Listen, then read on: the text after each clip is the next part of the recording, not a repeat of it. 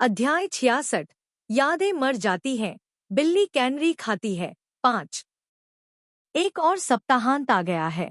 क्वावियत्तु और टोंग डू लीट पेड़ के घर में चुंबन कर रहे हैं। सबसे पहले उसने खिड़की की तरफ पीठ कर ली, सलाखों के सहारे झुक गई। वह खिड़की का सामना कर सीधे खड़े, एक दूसरे से लगभग एक कदम की दूरी पर। मूल रूप से वह संगीत सुन रही थी और टोंग डू लिट होमवर्क कर रहा था। संगीत थोड़ा उबाऊ था, इसलिए उसने टोंग डू लिट को आने के लिए कहा और जबरदस्ती उसके कानों में एक जोड़ी हेडफोन लगा दिया। बहुत जल्दी वह गीत, जो मूल रूप से बहुत उबाऊ था, अजीब तरह से अच्छा हो गया। संगीत सुनते हुए उसका हाथ स्वाभाविक रूप से उसकी शर्ट के बटनों को छू गया। उसने अनुपस्थित भाव से खिड़की से बाहर देखा। उसकी उंगलियों ने उसकी शर्ट पर अंग्रेजी के अक्षर बनाए, ए से एफ तक, फिर एफ से वापस ए तक। चमकती हुई उसने अपनी पलकें नीचे कर ली। न जाने कब से उन दोनों के बीच की दूरी चुपचाप बदल गई, इतनी लंबी हो गई कि जैसे ही वह अपना सिर नीचे करता, उसकी नाक की नोक उसकी नाक की नोक को छू सकती थी। उसका हाथ बहुत स्वाभाविक रूप से उसके कंधे पर रखा, दबे पांव ऊपर उठा, उसके होंठ उसके होठों को थोड़ा छू गए, फिर पीछे हट गए। एक पल के लिए सोचा, फिर से दबे पांव ऊपर उठे। इस बार उसने जवाब दिया, उसके कंधे को सहारा दिया, उसे दीवार से सटाया, उसके गाल को रगड़ा और उसके होंठ पकड़े। जब उसने उसे छोड़ा तो उसने उसकी आंखों में अपने अजीब से लाल होंठ देखे। वे असामान्य रूप से लाल होंठ उसके पीले चेहरे के लिए बिल्कुल उपयुक्त थे। यह बहुत अचानक लग रहा था, लेकिन लोगों को मोहित करने का जादू था। लालच से उसकी आंखों में प्रतिबिंबित खुद की छवि को देखते हुए, उस पीले चेहरे पर आकर्षक लाल रंग से आकर्षित, जब तक कि वह लाल रंग उसके हाथ से ढक नहीं गया। जंगल में सूर्यास्त गर्म चाय के रंग में बदल गया था। वियत्तु के माध्यम से अभी भी झुका हुआ था, खिड़की पर संगीत सुन रहा था, जबकि सोंग डू लिट अपना होमवर्क कर रहा था। ऐसा लग रहा था कि उसने कभी भी चुंबन के मामले को दिल से नहीं लिया था। जहां तक चुंबन की बात है, उनके लिए यह खाने या पीने जैसा था। यह एक बहुत ही सामान्य बात थी। हर बार जब वे चुंबन करते थे तो वे शांत भाव से इसका सामना करते थे, शांति से उसकी ओर देखते हुए। हर बार जब वे जोश से चूमते थे तो उनके दिलों में सुन्न होने वाली भावना को समझना नहीं चाहते थे। गर्मियों के बीच में क्वावियत्तु ने कोरोना के मुंह से और भी बहुत कुछ सीखा। इस दुनिया में सबसे अद्भुत और घिनौनी चीजें पुरुषों और महिलाओं के बीच होती हैं। उस गर्मी के बीच में कोरोना हर दूसरे दिन आने से लेकर हफ्ते में 1 या 2 बार आने लगी। शाम के समय घने जंगल में झील के चारों ओर उसके साथ जाने वाला व्यक्ति ज्यादातर खिएट होता था।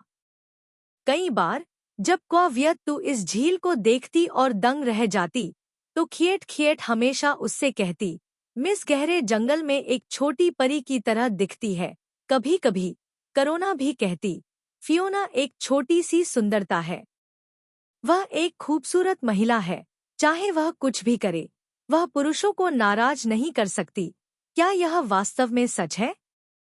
कोरोना की बातों को सत्यापित करने के लिए क्वावियत्तु ने एक कैंपर का बैग झील में फेंका। यह एक 25 वर्षीय श्वेत व्यक्ति था। बैग फेंकने के बाद उसने श्वेत व्यक्ति की ओर देखा, कुछ नहीं कहा। उसके चेहरे पर कोई दोषी भाव नहीं था। श्वेत व्यक्ति वास्तव में क्रोधित नहीं था। पहले तो वह वास्तव में थोड़ा क्रोधित था, लेकिन जब उसने बिना कुछ कहे उसकी ओर देखा, तो श्वेत व्यक्ति ने बहुत जल्दी अपना मूल गैरक्रोधित रूप पुनः प्राप्त कर लिया। बिना पलक झपकाए उसकी ओर देखा। झील में कूदने की क्रिया बहुत ताज़ा थी। एक पल में श्वेत व्यक्ति ने अपना सामान वापस पा लिया था। पहले तो उसके कुछ दोस्त भी शोर मचाते रहे और जवाबी कार्रवाई करना चाहते थे, लेकिन अंत में वह फिर भी क्रोधित नहीं हुआ। उनसे पूछा कि वे क्रोधित क्यों नहीं थे और उन्हें यह भी बताया कि उसने जानबूझकर सामान झील में फेंका था। उन लोगों ने कहा, मैं खुश था इसलिए मैं क्रोधित नहीं था, और यह भी कहा, यह सामान था, मैं पानी में गिर गया, इसमें परेशान होने की कोई बात नहीं है। सामान के मालिक ने नाराज न होने का कारण यह बताया, उसे एक दयनीय बच्चे के रूप में कल्पना करना जिसे उसकी माँ ने गलती से जंगल में छोड़ दिया था। यह दयनीय बच्चा भी एक छोटी सी सुंदरता है, इसलिए इससे भी अधिक नाराज नहीं होना चाहिए। बैग के मालिक ने गंभीरता से कहा, बेचारे बच्चे को उसकी माँ ने जंगल में छोड़ दिया था। क्वाव्यक्तु को अंगरक्षकों से कहना पड़ा कि वे इन सभी लोगों को भगा दें। यह जंगल क्वाहोंग-हुएन ने खरीदा था, और झील भी। अगर वह उन्हें भगा भी देती तो भी शिविर लगाने वालों का समूह नाराज नहीं होता। वह बेचारी बच्ची एक छोटी राजकुमारी निकली। उनमें से एक ने हंसते हुए कहा, रविवार की दोपहर को हमेशा की तरह क्वाविएट्टू और टोंग डू लीट पेड़ के घर में छिप गए। वह संगीत सुन रही थी। वह अपना होमवर्क कर रहा था। आईने में प्रतिबिंबित संगीत सुनती उसकी आकृति, आईने में अपना चेहरा देखते हुए उसका दिल थोड़ा हिल गया। एक सवाल पूछते हुए, टोंग डू लिट, क्या मैं सुंदर हूँ? न सुनने का नाटक करते हुए, मूल रूप से बस लापरवाही से पूछते हुए, उस उदासीन चेहरे को देखते हुए उसने ईयरफोन छीन लिए, जबरदस्ती उसकी किताबें समेटीं, अपना चेहरा उसके पास दबाया। टोंग डू लिट, क्या मैं सुंदर हूँ? इस समय वे पहले से ही एक रिश्ता बन चुके थे जहां वे कहीं भी चूम सकते थे। एक चमत्कारी बात थी, चुंबन के कारण वह करीब आ गए थे। इस तरह की भावना कुछ हद तक पड़ोसियों की तरह थी जो एक दूसरे से संतुष्ट नहीं थे। हालांकि वे हर बार मिलने पर एक दूसरे से बात नहीं करते थे, लेकिन उन्हें हर दिन मिलना था, मिलते थे और परिचित हो जाते थे। हालांकि वे संतुष्ट नहीं थे, लेकिन परिचित भावना के कारण वे अभी भी एक दूसरे से संतुष्ट नहीं थे। साथ रह सकते हैं, कभी-कभी पूरे दिन साथ रहना कोई समस्या नहीं है। सोंग डू लिट ने अपने बैग से एक और किताब निकाली, उसकी तरफ देखे बिना। वियत टू के जरिए उसे लिपस्टिक मिली।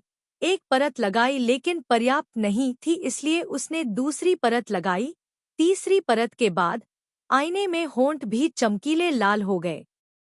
बाएं हाथ ने पाठ्यपुस्तक को ढक लिया, दाहिने हाथ ने गाल को सहारा दिया। चमकीले लाल होंठ सोंग डू लिट की ओर मुड़े, फिल्मों में आकर्षक युवा महिलाओं की नकल करते हुए। तुम्हें बस मेरी तरफ देखना है और मुझे देखना है, मेरी तरफ देखना है और मुझे देखना है। ठीक है, आकर्षण अद्वितीय है। इसके विपरीत, यह एक मरती हुई इच्छा की तरह है। सोंग डू ली ने अपना सिर उठाया। उन दोनों को एक 40 सेंटीमीटर ऊंची चौकोर मेज ने अलग कर दिया था। क्वाहोंग जुआन की शिक्षाओं के तहत सामने बैठा युवक पहले से ही अपनी आंखों से खुद को व्यक्त करने में सक्षम था। उसने अपनी भौहों को थोड़ा ऊपर उठाया, उसकी नज़र ठंडी चमक के साथ सीधे उसकी आंखों पर जा टिकी। बस उस पल, उसकी पलकें कई बार कांपने से खुद को रोक नहीं पाईं। सोंग डू ली, क्या मैं सुंदर हूँ? अपने मन को शांत करते हुए चमकीले लाल होंठ फिर से खुल गए। लिपस्टिक की 3 परतों वाले होंठ उसे बेहद चमकदार बना रहे थे। सोंग डू लिट ने एक रुमाल लिया और जोर से अपने होठों को पोंछा। इस बार क्वाव्यक्तु हिली नहीं, क्योंकि उसका निचला जबड़ा उसके हाथ से मजबूती से पकड़ा हुआ था। बल इतना मजबूत था कि जब वह अपना निचला जबड़ा हिलाती तो उसके जोड़ों में दर्द होता। लाल लिपस्टिक में लिपटा रुमाल एक तरफ फेंक दिया गया। एक और साफ रुमाल एक बार फिर उसके होठों पर निशाना साधा, पोंछा और फिर से फेंक दिया। चौथी बार रुमाल फेंका गया। लाल लिपस्टिक अभी भी बहुत हल्की थी, फिर भी उसने नहीं छोड़ा। होंठ बेहद दर्दनाक थे। साफ, साफ सांस लेते और बात करते हुए उसके हाथ लगातार उसके कंधों को धक्का दे रहे थे। जितना वह धक्का देती, वह उतना ही करीब आता। उसे फिर से धक्का देते हुए वह नीचे झुक गया। वह नीचे झुका, उसने उससे परहेज किया, फिर से परहेज किया। उसकी पीठ कालीन पर गिर गई। उसकी पीठ कालीन पर सीधी पड़ी। उसके शरीर को अपने ऊपर दबाते हुए उसके होठों से एक नरम और गर्म एहसास निकला। इस बार दूसरा।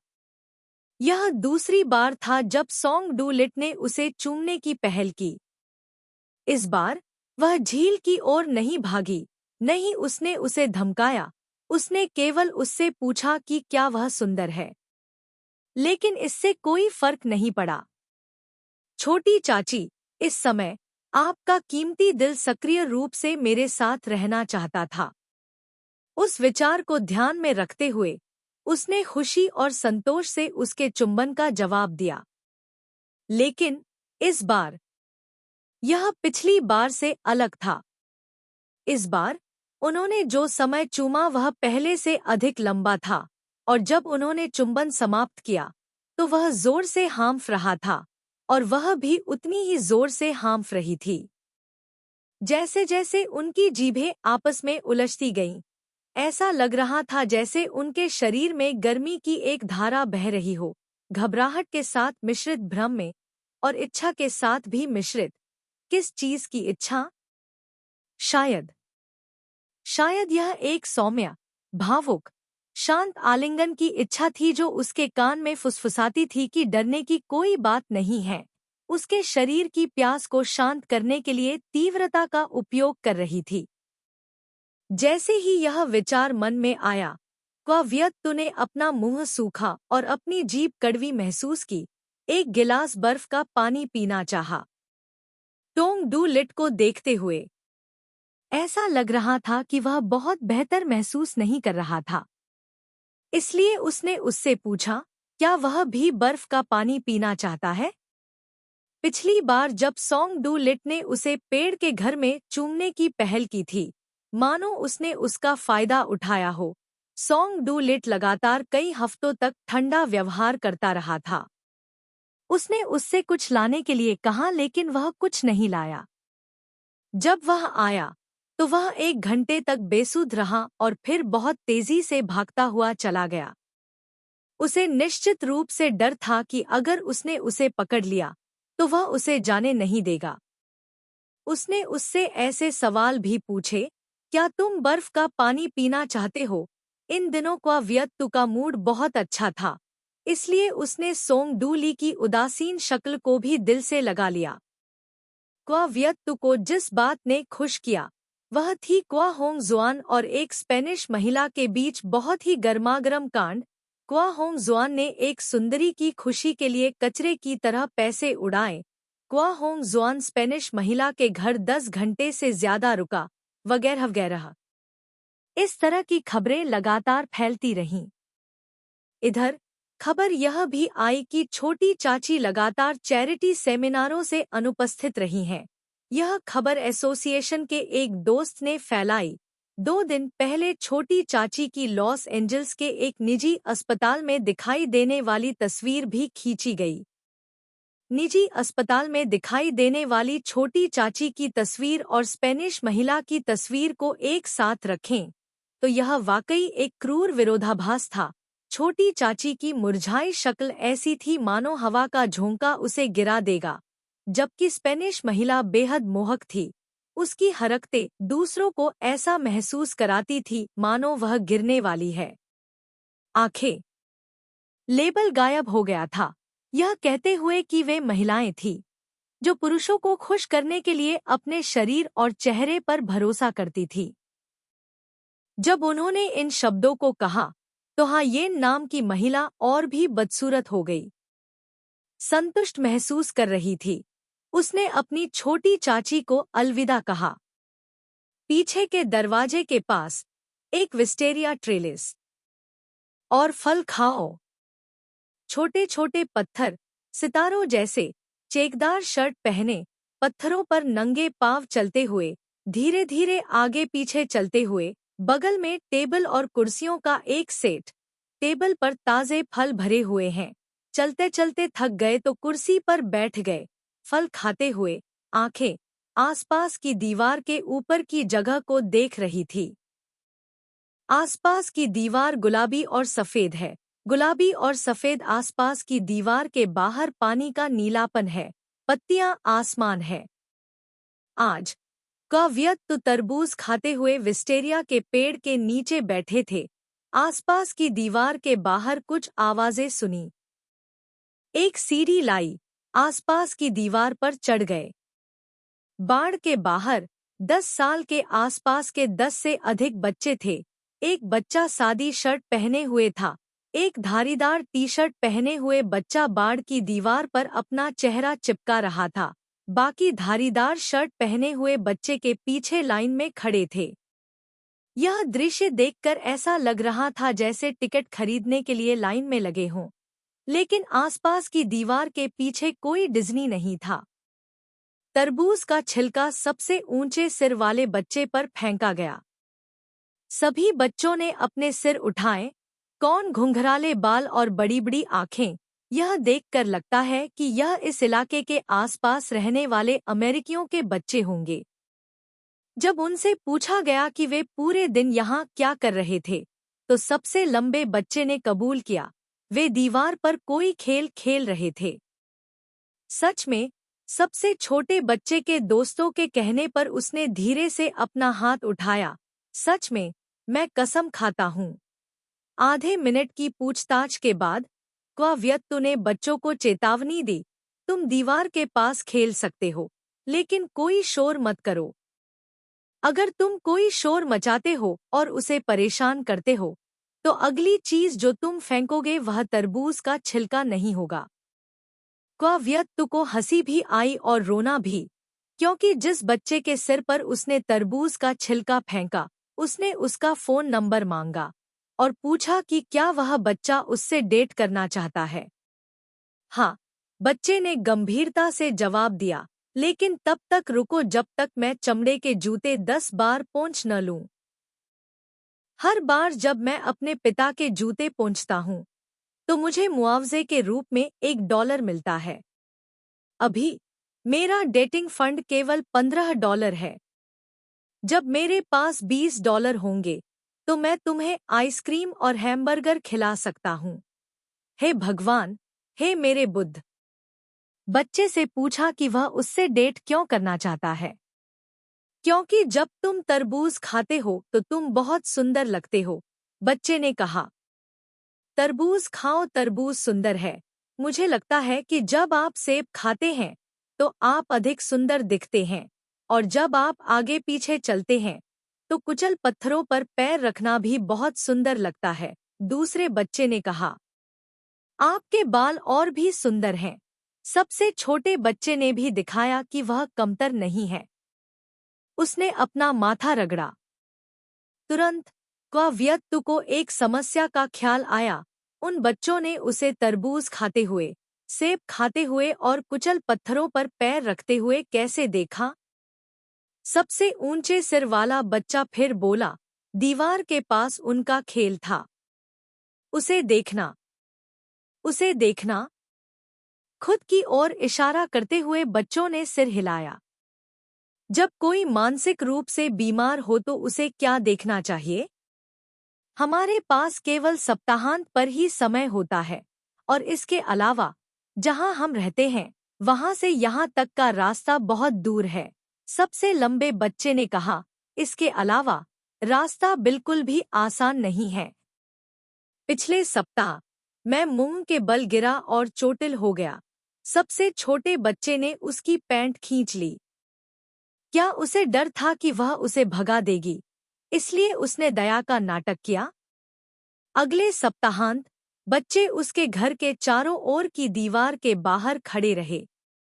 जब व्यक्ति अच्छे मूड में होती तो वह उन्हें ऐसा करने देती, जब उसका मूड खराब होता तो तरबूज का छिलका पानी की बंदूक में बदल जाता, या तो वह खुद ऐसा करती या अंगरक्षकों से ऐसा करने को कहती। बच्चे अगले हफ्ते वापस आ जाते। मध्य गर्मी। देर से गर्मी। शुरुआती शरद ऋतु। शुरुआती शरद ऋतु आई। कोरोना ने सप्ताह में एक बार आना शुरू कर दिया।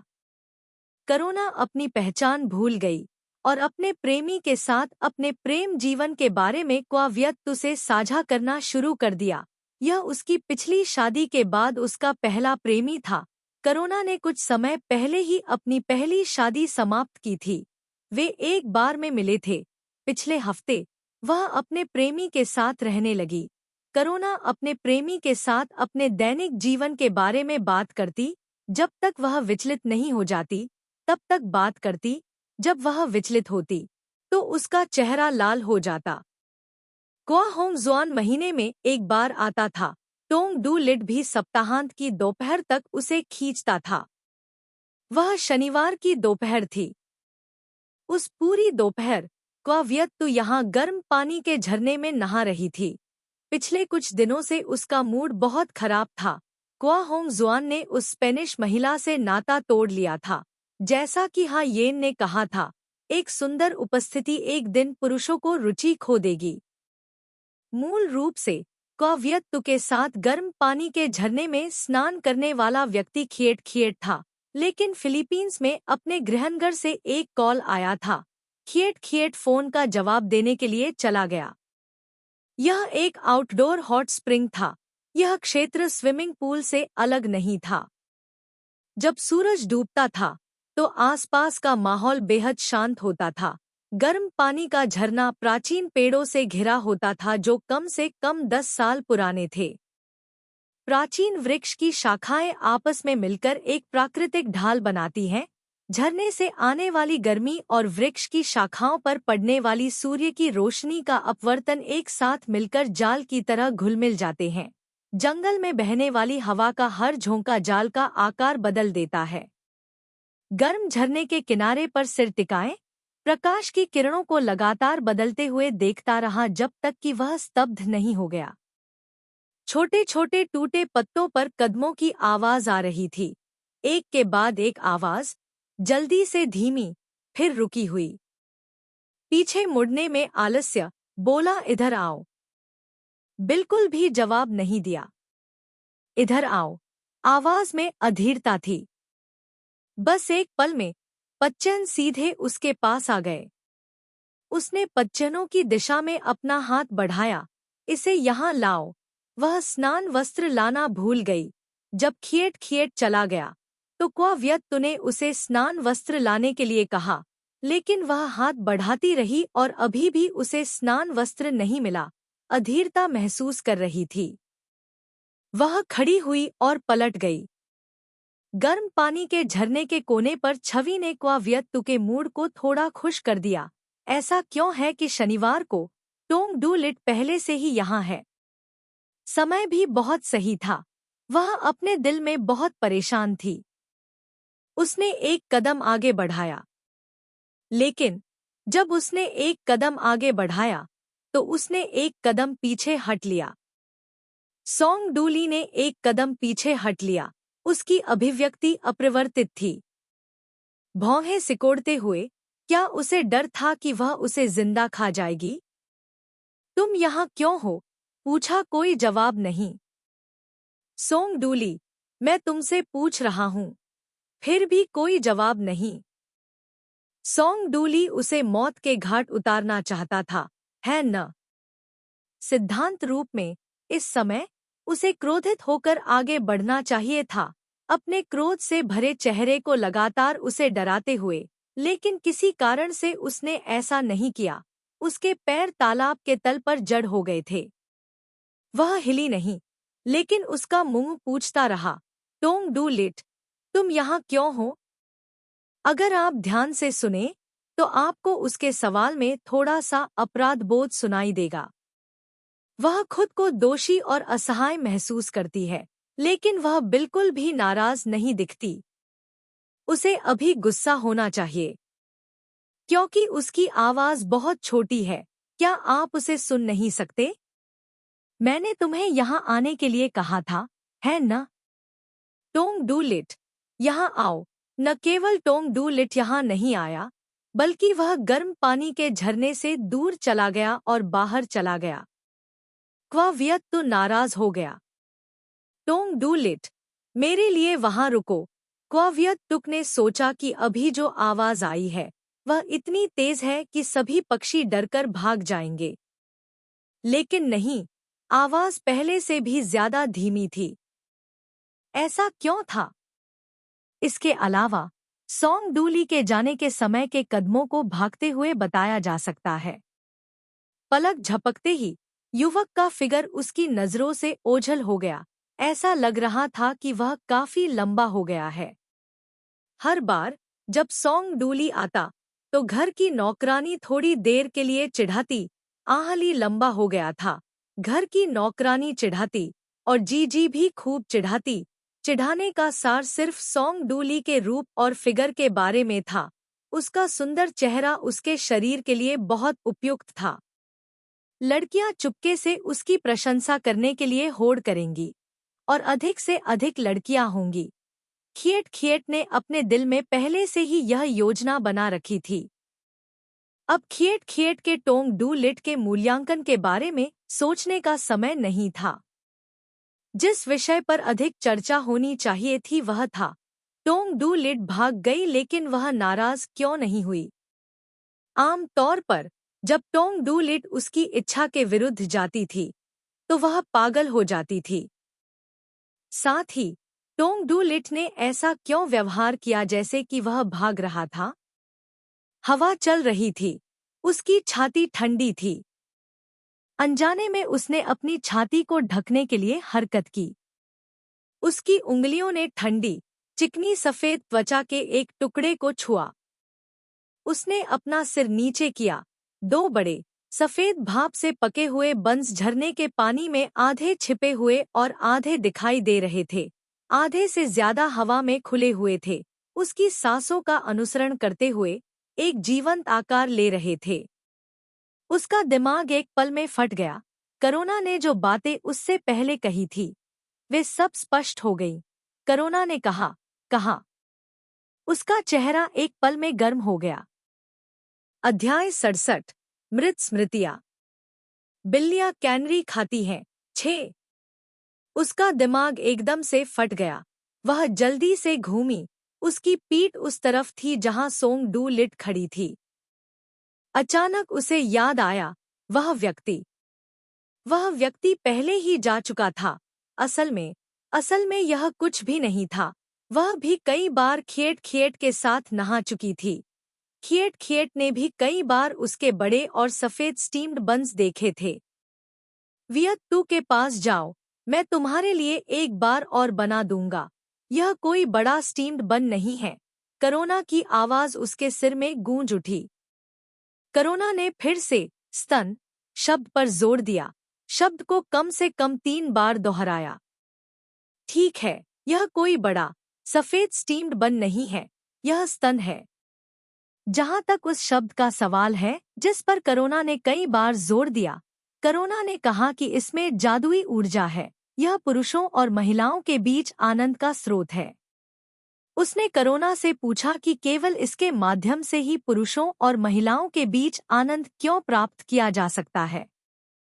कभी कभी दुलार के जरिए, कभी कभी लालसा के साथ, कभी कभी अधिकार जताने के साथ, कभी कभी कोमल, कभी कभी कठोर, कभी कभी बिना किसी लय के दुलार के जरिए, करुणा ने कहा। अपना सिर नीचे करते हुए उसने धीरे धीरे अपना हाथ हटा लिया। पता नहीं कब भाप से पके हुए बन का आकार बड़ा और सफेद, बर्फीले आल्प्स जैसा दिखने लगा। कोई गिरे हुए पत्तों पर पैर रखकर इस ओर चला आया। क्या ऐसा हो सकता है कि सोंग डू लिट को अपने पिछले जघन्य अपराध का एहसास हो गया हो और वह माफी मांगने आया हो? दिल को तेजी से हराया। सहयोगी ने उसके साथ डिनर करने के लिए कुछ किया, लेकिन क्वावियत टू को लगातार 5 दिनों के लिए डिनर कर रहा था। बात करने के लिए पहल किसी के साथ नजरें आ रही है। खाने के दौरान वह 5 बार के लिए एक ध्वनि बनाई गई बार की संख्या को नियंत्रित कर सकता है। इसलिए सोंग डू लिट के साथ डिनर वास्तव में दिलचस्प नहीं था। यह एक ही व्यक्ति था। उसके दिल में नाराज हो गए। उसके लिए फूल, वह विशाल देवदार के पेड़ के खिलाफ झुक गई, जो फूलों को लेने की अपनी उपस्थिति को देखती है। जब टोंग डू लिट ने उसके लिए फूल तोड़े तो उसका रवैया कैसा था? जैसे जब वह खिड़की से बाहर देखता और उसे पढ़ता, तो वह बहुत उबाऊ लगता, मानो यह कोई अनिवार्य काम था जिसे पूरा करना ही था, और पूरा करने के बाद ही वह घर जा सकता था। घृणित। सोंग डू लिट ने फूलों का एक गुलदस्ता बुना और उसके सामने लाया। उसे योजना का पालन करना चाहिए था, फूलों को लापरवाही से एक तरफ फेंक देना चाहिए था, लेकिन अंत में उसने ऐसा नहीं किया। न केवल उसने ऐसा नहीं किया, बल्कि उसने गुलदस्ता भी उठाया और धीरे से उसे सूंघा, फुसफुसाते हुए कहा, यह बहुत सुगंधित है। फूलों और हरी घास की खुशबू, यह बहुत सुगंधित थी। झील की सतह पर पेड़ के तने को धुंध ने घेर लिया था। पेड़ के तने से टिककर वह गुलदस्ते को देखती रही, और वह, जो उसके हाथ में गुलदस्ता देख रहा था, उसकी नज़र गुलदस्ते पर रुक गई, जैसे कि एक लिफ्ट चल रही हो। ऊपर उसका कॉलर था, ऊपर उसकी कॉलर बोन थी, नीचे उसका जबड़ा था, ऊपर उसके होंठ चाटते हुए, बिना किसी पूर्व सहमति के उन्होंने अपने सिर उठाए। उनकी आंखें मिली, लेकिन बिना किसी पूर्व सहमति के वे दूर चले गए। जाओ शांति थोड़ी देर बाद मुझे जाना होगा, टोंग डू लिट ने कहा। जिस व्यक्ति ने कहा कि उसे जाना है, वह आगे नहीं बढ़ा। जिस व्यक्ति को एहसास हुआ कि वह जाने वाला है, उसके पैर आपस में चिपक गए। उसके हाथ में फूलों का गुलदस्ता धीरे से उसके कंधे पर टिका हुआ था। उसका बायां हाथ, जो हमेशा नीचे लटका रहता था, उसकी कमर पर रखा हुआ था। जब वह दबे पांव ऊपर आई, तो उसने भी अपना सिर नीचे कर लिया। इस समय वह थोड़ा अधीर था। यह ऐसा था जैसे कोई व्यक्ति पहली बार चूम रहा हो, उनके दांत आपस में टकरा रहे हों। यह बहुत मजेदार बात होनी चाहिए थी, लेकिन दोनों में से कोई भी हंस नहीं सका। हंसे बिना खड़े होने की स्थिति थोड़ी और नजदीक आ गई। पुतलियां दोनों लोगों के चेहरों के अलावा पहाड़ों और झीलों की खूबसूरती को भी दर्शा रही थी। नाक की नोक ने उनका अभिवादन समाप्त कर दिया था।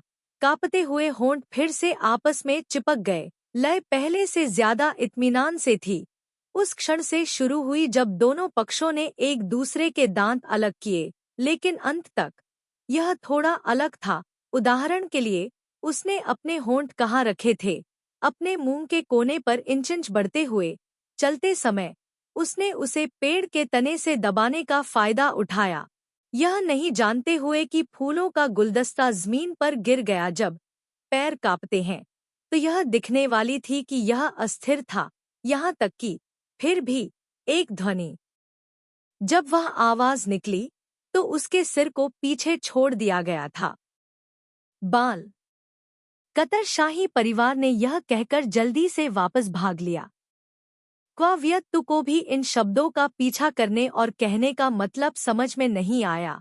शायद यह इसलिए था क्योंकि उस कतर शाही लड़के की शक्ल वाकई उसकी आंखों को अच्छी नहीं लगी थी। फाइनल मैच गुरुवार को अमेरिकी समय के अनुसार हुआ। क्वावियत्तु ने लाइव प्रसारण ऑनलाइन देखा। सोंग डू लिट और कतर शाही लड़के को अंतिम स्थान पर रखा गया। इसका कारण यह था कि उन दोनों के टीम में सर्वश्रेष्ठ होने के अलावा दोनों प्रतियोगियों की उम्र सबसे कम थी। कतर शाही परिवार का सदस्य इस साल ही 18 साल का हुआ था और सोंग डू लिट अपना 14वां जन्मदिन मनाने वाला था।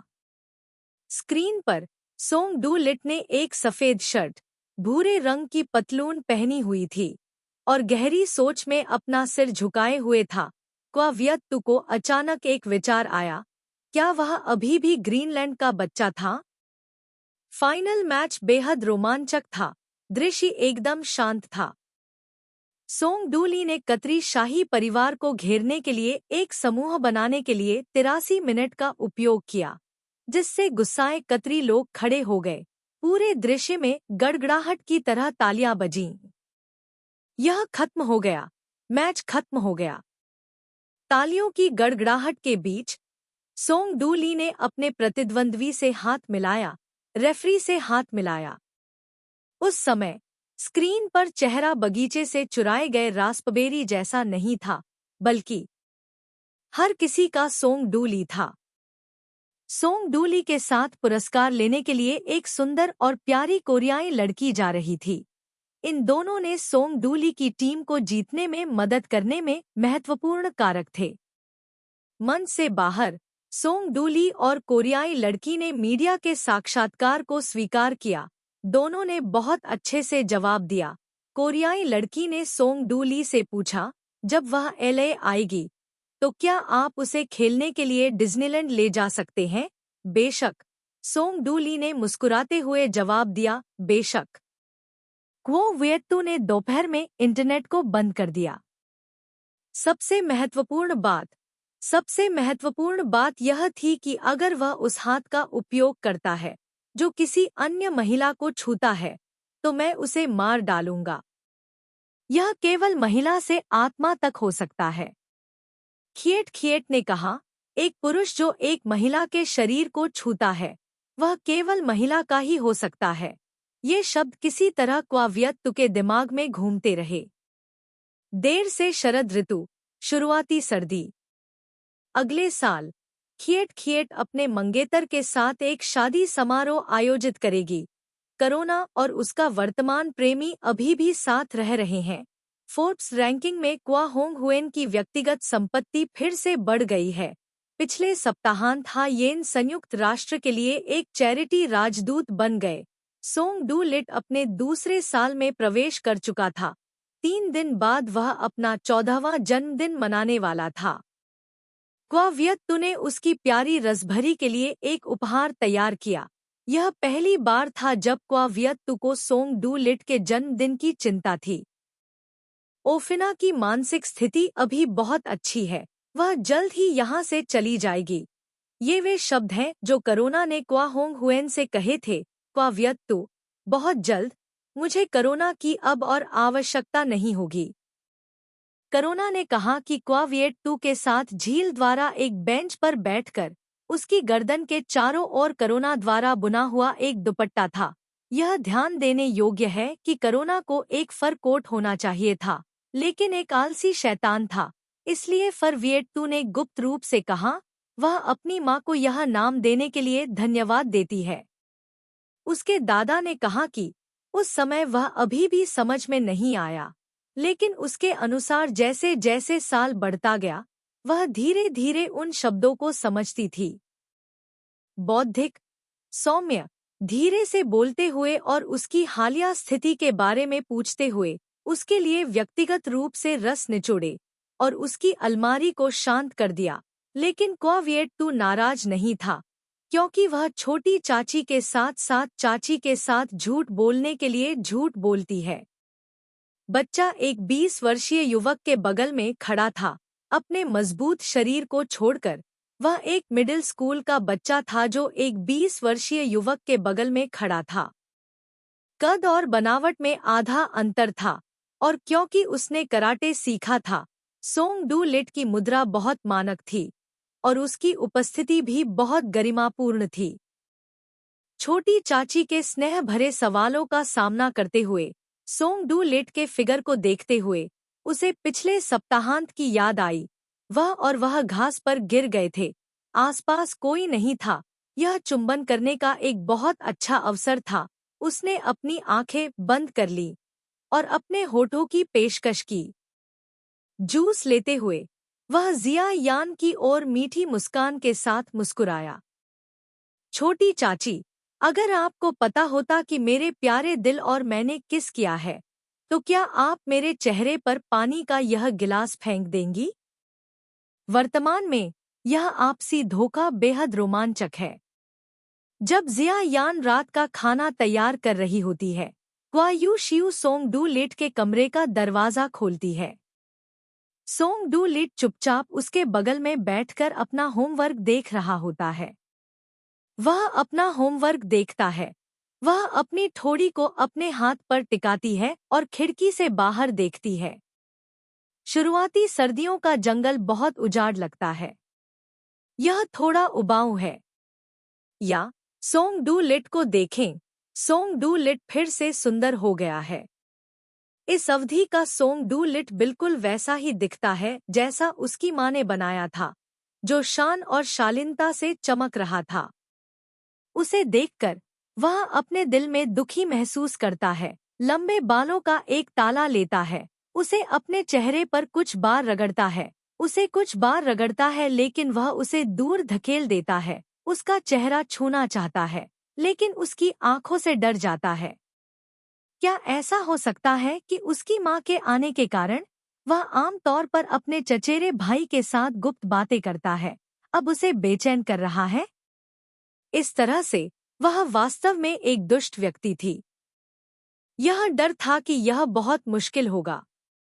इस क्षण में गहरे समुद्र का डर झूठ बोलने में एक साथी में बदल गया था।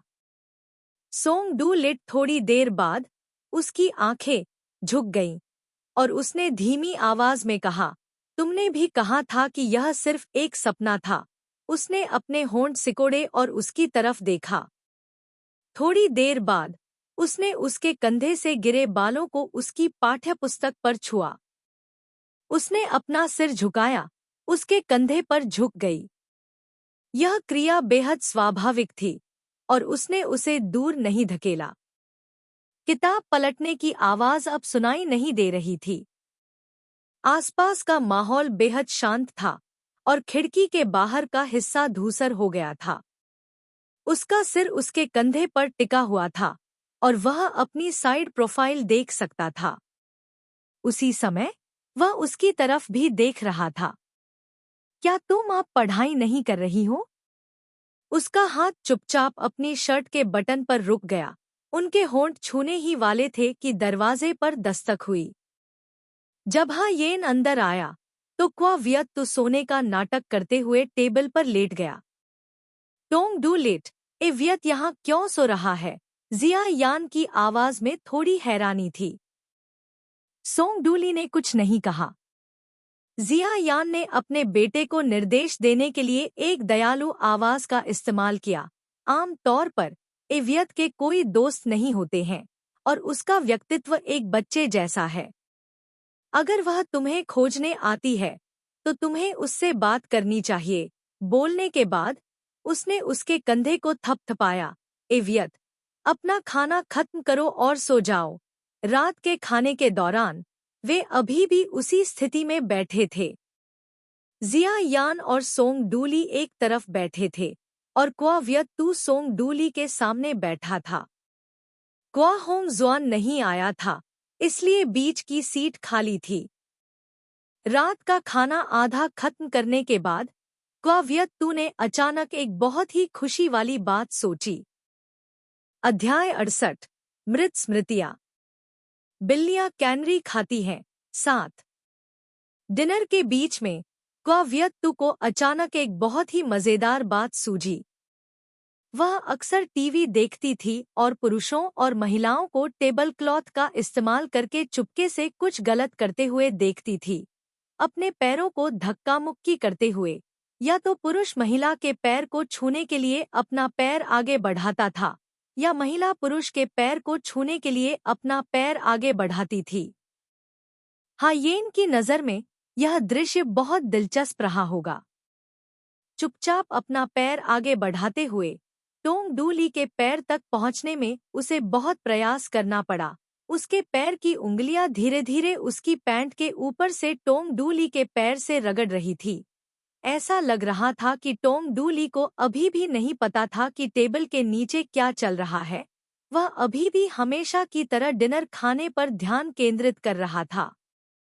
लानत है, क्या यह उसे अपने पैर की उंगलियों को उसकी पैंट में डालने के लिए मजबूर करने की कोशिश थी? कहा और किया।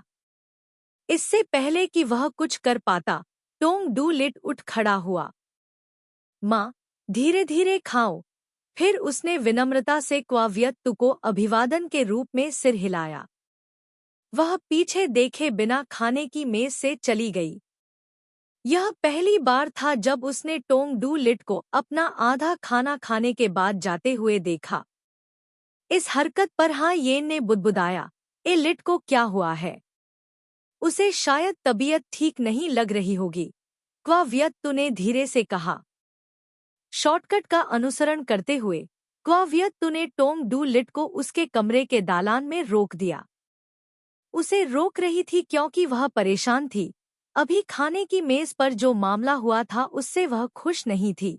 उसका दिल ऐसा महसूस कर रहा था जैसे कोई पत्थर दबा रहा हो। उसके सामने रुकते हुए उसने उसे हांफते हुए देखा। रास्ते से हट जाओ, टोंग डू लिट ने ठंडे स्वर में कहा। मैं नहीं हूं, दोनों हाथ फैलाए, दृढ़ संकल्प दिखाते हुए। एक सेकंड बाद जमीन पर गिरते हुए टोंग डू लिट ने बेपरवाही से उसके ऊपर कदम रखा। खुश स्माइली। क्वा वियत्तु उम्मीद नहीं कर सकती थी कि टोंग डू लिट उसे जमीन पर धक्का दे देगा। उसकी पहली प्रतिक्रिया थी, टोंग डू लिट बहुत मजबूत है। फिर सोंग डू लिट ने उसे धक्का दिया, न केवल धक्का दिया बल्कि उसके ऊपर से भी निकल गया। लानत है उस कमीने को। जल्दी से खड़ी हो गई। उसे सोंग डू लिट का पीछा करना पड़ा। उसे जमकर डांटना पड़ा, यहाँ तक कि उसे एक बार थप्पड़ भी मारना पड़ा। उस कोने को मोड़ते हुए क्वा वियत्तु हायेन से टकरा गई जो उसकी ओर चल रहा था। हायेन ने उससे पूछा कि वह इस तरह क्यों हांफ रही थी। बहुत अच्छा सवाल। शायद उसे अपने जन्मदिन से एक दिन पहले सोंग डू लिट को दुखी करना था। सोंग डू लिट को असहज करना दूसरी बात थी। अधिक महत्वपूर्ण बात यह थी कि हायेन को पता चले कि उसके और सोंग डू लिट के बीच क्या हुआ था। हायेन की हरकतें उसे और भी तंग कर रही थी। चूमना, गले लगाना, घास पर साथ साथ लौटना और साथ ही वह उसके दो बड़े और सफेद उबले हुए बंस को स्पष्ट रूप से देख सकता था। क्या इन चीजों को एक साथ रखा जाना भी साथ होना नहीं माना जाता? छोटी चाची, आपकी ये लिट और मैं एक साथ हैं। ये शब्द क्वा वियत्तु के मुंह से निकलने ही वाले थे, लेकिन अंत में उसने फिर भी नहीं कहा। ए वियत, तुम्हें किसने गुस्सा दिलाया? हायेन ने उससे पूछा। नहीं, किसी ने मुझे गुस्सा नहीं दिलाया, ठंडे स्वर में उत्तर दिया। क्रोध से भरकर क्वा वियत्तु अपने कमरे में लौट आई। मेज पर सभी प्रकार के सौंदर्य प्रसाधन जिया यान के थे।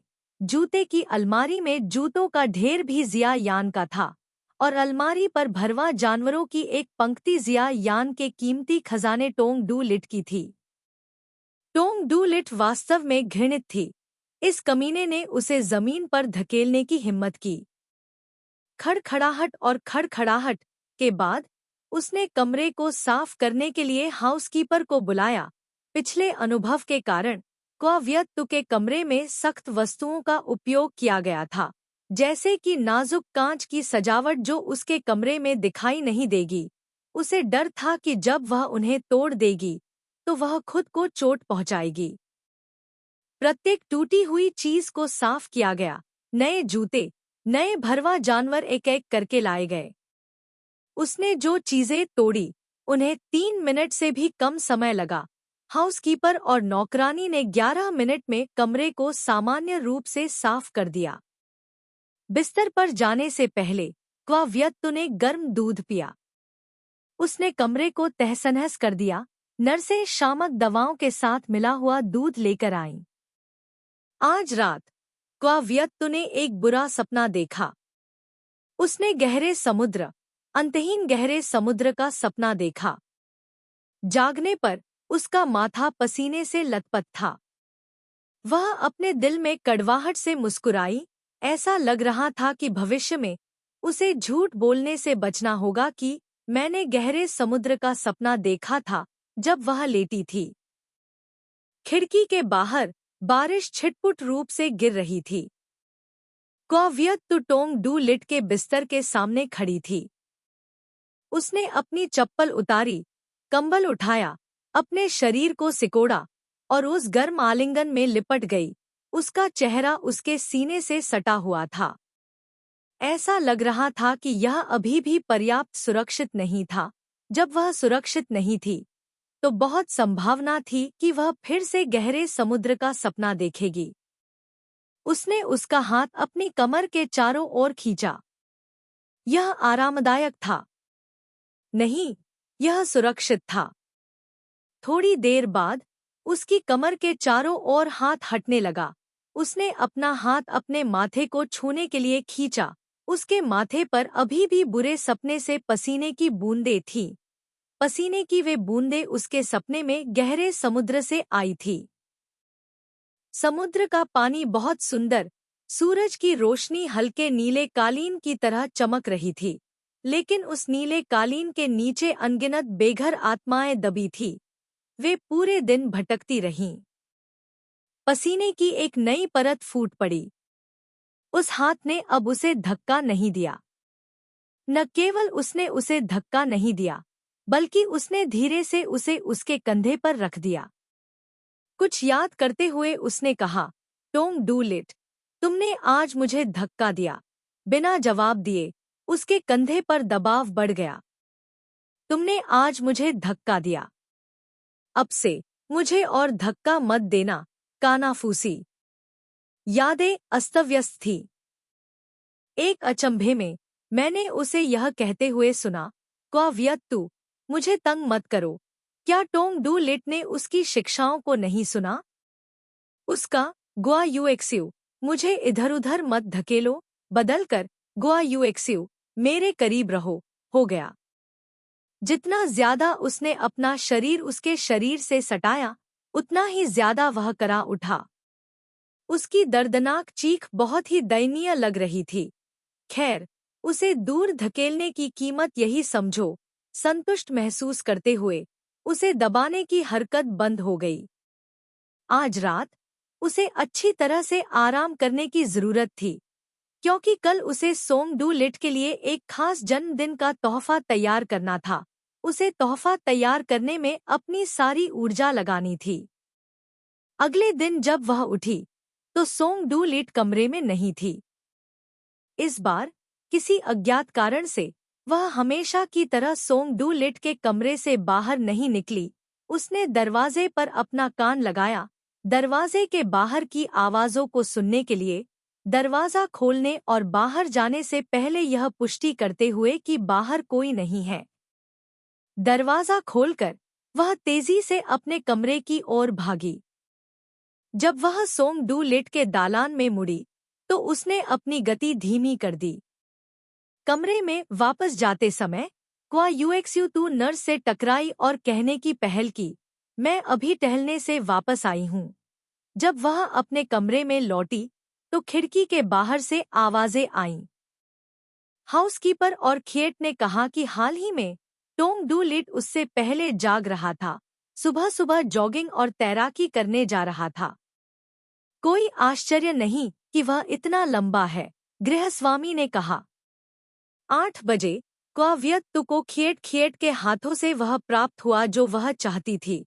उसने उन्हें डू इट योरसेल्फ दुकान के मालिक से प्राप्त करने के लिए $200 खर्च किए। बेशक यह टोंग डू लिट के लिए जन्मदिन का उपहार नहीं था। टोंग डू लिट को उसने जो उपहार दिया वह खुशी से भरा होना था, खुशी जो उसकी मीठी रास्पबेरी को जीवन भर कभी नहीं भूल सकती थी। क्वा होंग हुएन और उनका व्यापारिक समूह दोपहर 4 बजे ही ब्रेक रूम में जा सकता था। लालटेन महोत्सव के शुरुआती दिनों में सामान्य नियमों को तोड़कर जंगल में एक गर्मजोशी से जन्मदिन की पार्टी आयोजित की जाती थी। टोंग डू लिट के कई दोस्त अपने माता-पिता को भी साथ लाए थे।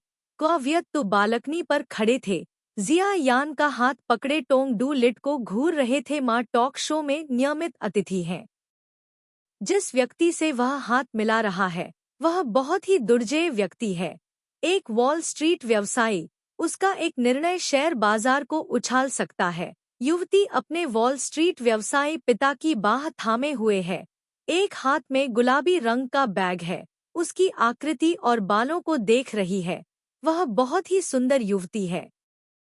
दूरबीन थामे हुए छवि वॉल स्ट्रीट व्यवसायी की बेटी पर केंद्रित है, वास्तव में एक सुंदर लड़की। यह सुंदर लड़की अपनी प्यारी रास्पबेरी की ओर अपनी आकर्षक आंखें भी घुमाती है। अनुमान है कि सोंग डू लिट के जन्मदिन की पार्टी में सैकड़ों प्रतिष्ठित अतिथि हैं।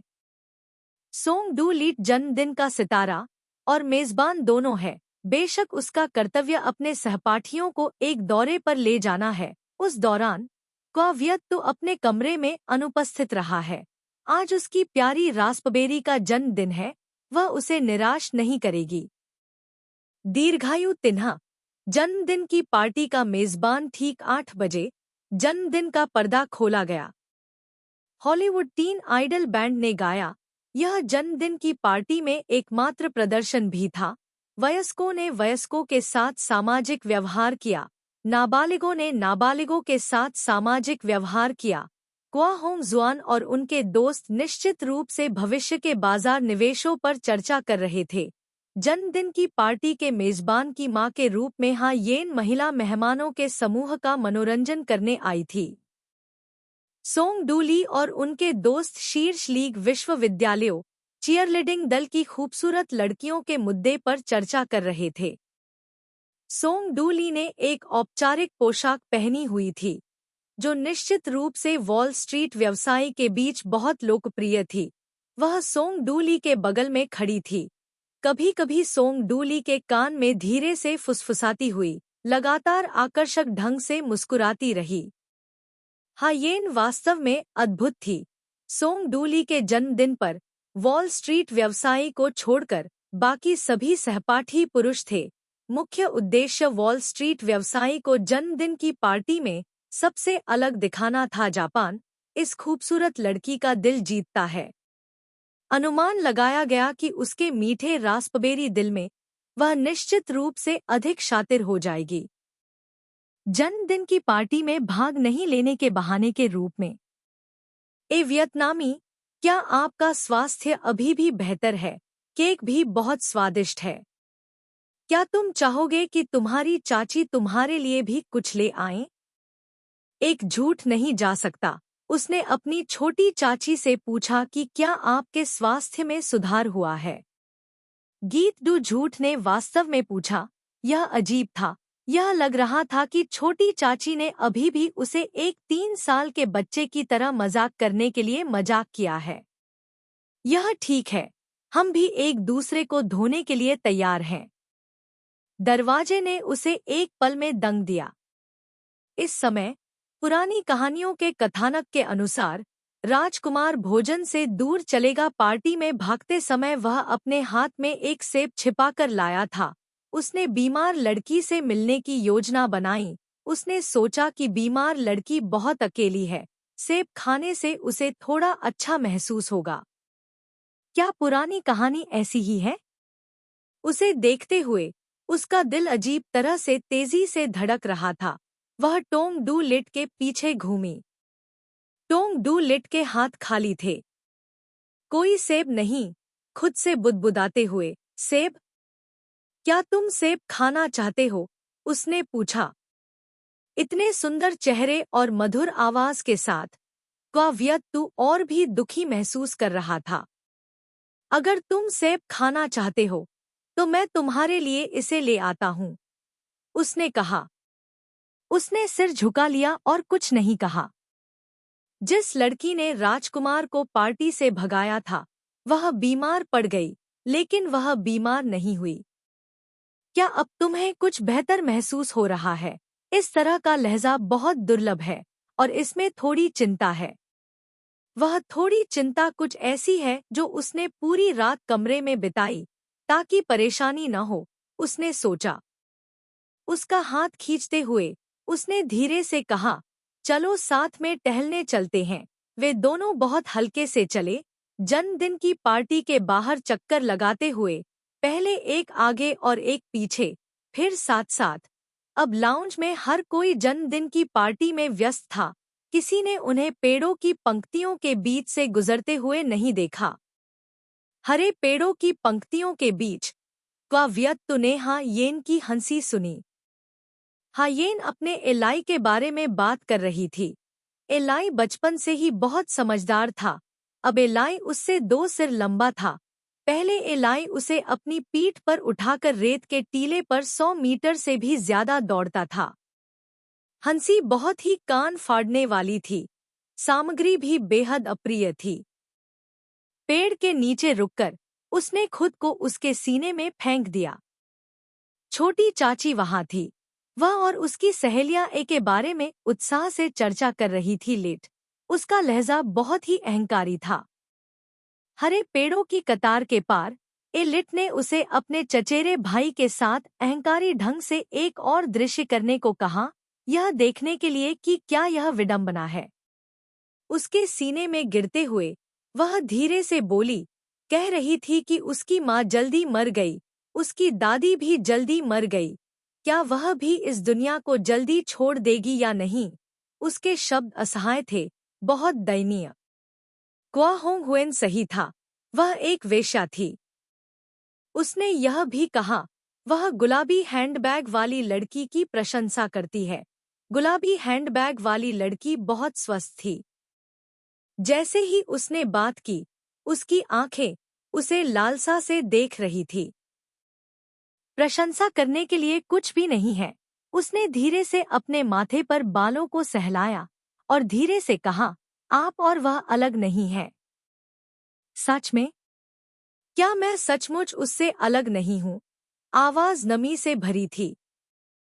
युवक की आवाज शायद ही कभी कोमल थी। बेशक। उसे देखते हुए उसकी पलकें कांप उठीं और तीसरी बार खुल गईं। उसने धीरे से अपनी आंखें बंद कर लीं। पहले तो उसने मना कर दिया, क्योंकि जिया यान की आवाज उसके सिर में गूंज रही थी, लेकिन उसके हाथ बहुत उलझे हुए थे। प्रत्येक उंगली एक लचीली पेड़ की शाखा की तरह थी। जब वे जोश से उलझे हुए थे, घास पर उनके कदमों की आवाज ने सरसराहट की आवाज की। दोनों ने छिपने की जगह की तलाश की। थोड़ी देर तक उलझे रहने के बाद उन्होंने आखिरकार अपने होंठ अलग किए, फिर अंधेरे में और भी गहरे छिप गए। उसने उसकी तरफ देखा, उसने उसकी तरफ देखा। दोनों की छाती हिंसक रूप से हिल रही थी, यह नहीं जानते हुए कि इस अजीब भावना को कैसे हल किया जाए। इसलिए उनके होंठ फिर से उलझ गए, जैसे कि यह केवल इस तरह से हो सकता है। कंपन को कम करने के लिए केवल इस विधि का उपयोग किया जा सकता है। जितना अधिक कठोर और सीधा। उसने अपनी पूरी कोशिश की कि वह अपने शरीर को उसके शरीर से चिपकाए। उसके मुंह के कोने से एक आवाज आई। यह आवाज एक मजबूत बल द्वारा टूट गया। उम्म। आखिरकार उसने उसे जाने दिया। उसकी पीठ पेड़ के तने से टकरा गई। उसका एक हाथ पेड़ के तने पर टिका हुआ था। वे दोनों ऐसे लग रहे थे जैसे उन्होंने अभी-अभी 1000 मीटर की दौड़ पूरी की हो। उनके माथे से लगातार पसीने की बूंदें बह रही थी। उस धीमी हरकत की वजह से उसका लबादा गिर गया। उसका एक पैर उसकी कमीज पर पड़ गया। कमीज अब देखने लायक नहीं थी। उसकी कमीज का एक बटन नीचे गिर गया। रात की हवा पेड़ों की चोटी से नीचे आ रही थी। सर्दियों की रात की ओस की ठंड के साथ मिलकर उसकी छाती अचानक ठंडी हो गई। उस पल कुछ हलचल हो रही थी। अध्याय 69 मृत यादें। बिल्लियां कैनरी खाती हैं। 8। उस धीमी हरकत की वजह से उसका लबादा गिर गया। उसका एक पैर उसके लबादे पर पड़ गया। लबादा अब देखने में बहुत शर्मनाक लग रहा था। उसकी कमीज का एक बटन नीचे गिर गया। रात की हवा पेड़ों की चोटियों से नीचे बह रही थी। सर्दियों की शुरुआती ओस की ठंड के साथ मिलकर उसकी छाती अचानक ठंडी हो गई। अपना सिर उठाकर उसने वह बटन भी खोज लिया। किसका बटन नीचे गिरा था? पेड़ के नीचे सिर्फ 2 ही खड़े थे। यह तो पक्का था कि उसके बटन नीचे नहीं गिरे थे। उसने धीरे से अपना सिर उठाया। सबसे पहले उसे बटनों की असली स्थिति का पता लगाना था। दरअसल 2 बटन नीचे गिरे थे, एक भी नहीं पता था कि कहाँ गिरा था। उसके बाद उसकी नज़र फिर नहीं हटी। उसका दिल जोरों से धड़क रहा था। वे आंखें उसकी छाती से हट गईं। धीरे धीरे उस शुरुआती सर्दियों की सर्द रात से भी ज्यादा शर्मिंदा महसूस कर रही थी। नहीं, यह वो सर्द रात नहीं थी। यह स्पष्ट रूप से जुलाई का आग उगलने वाला महीना था।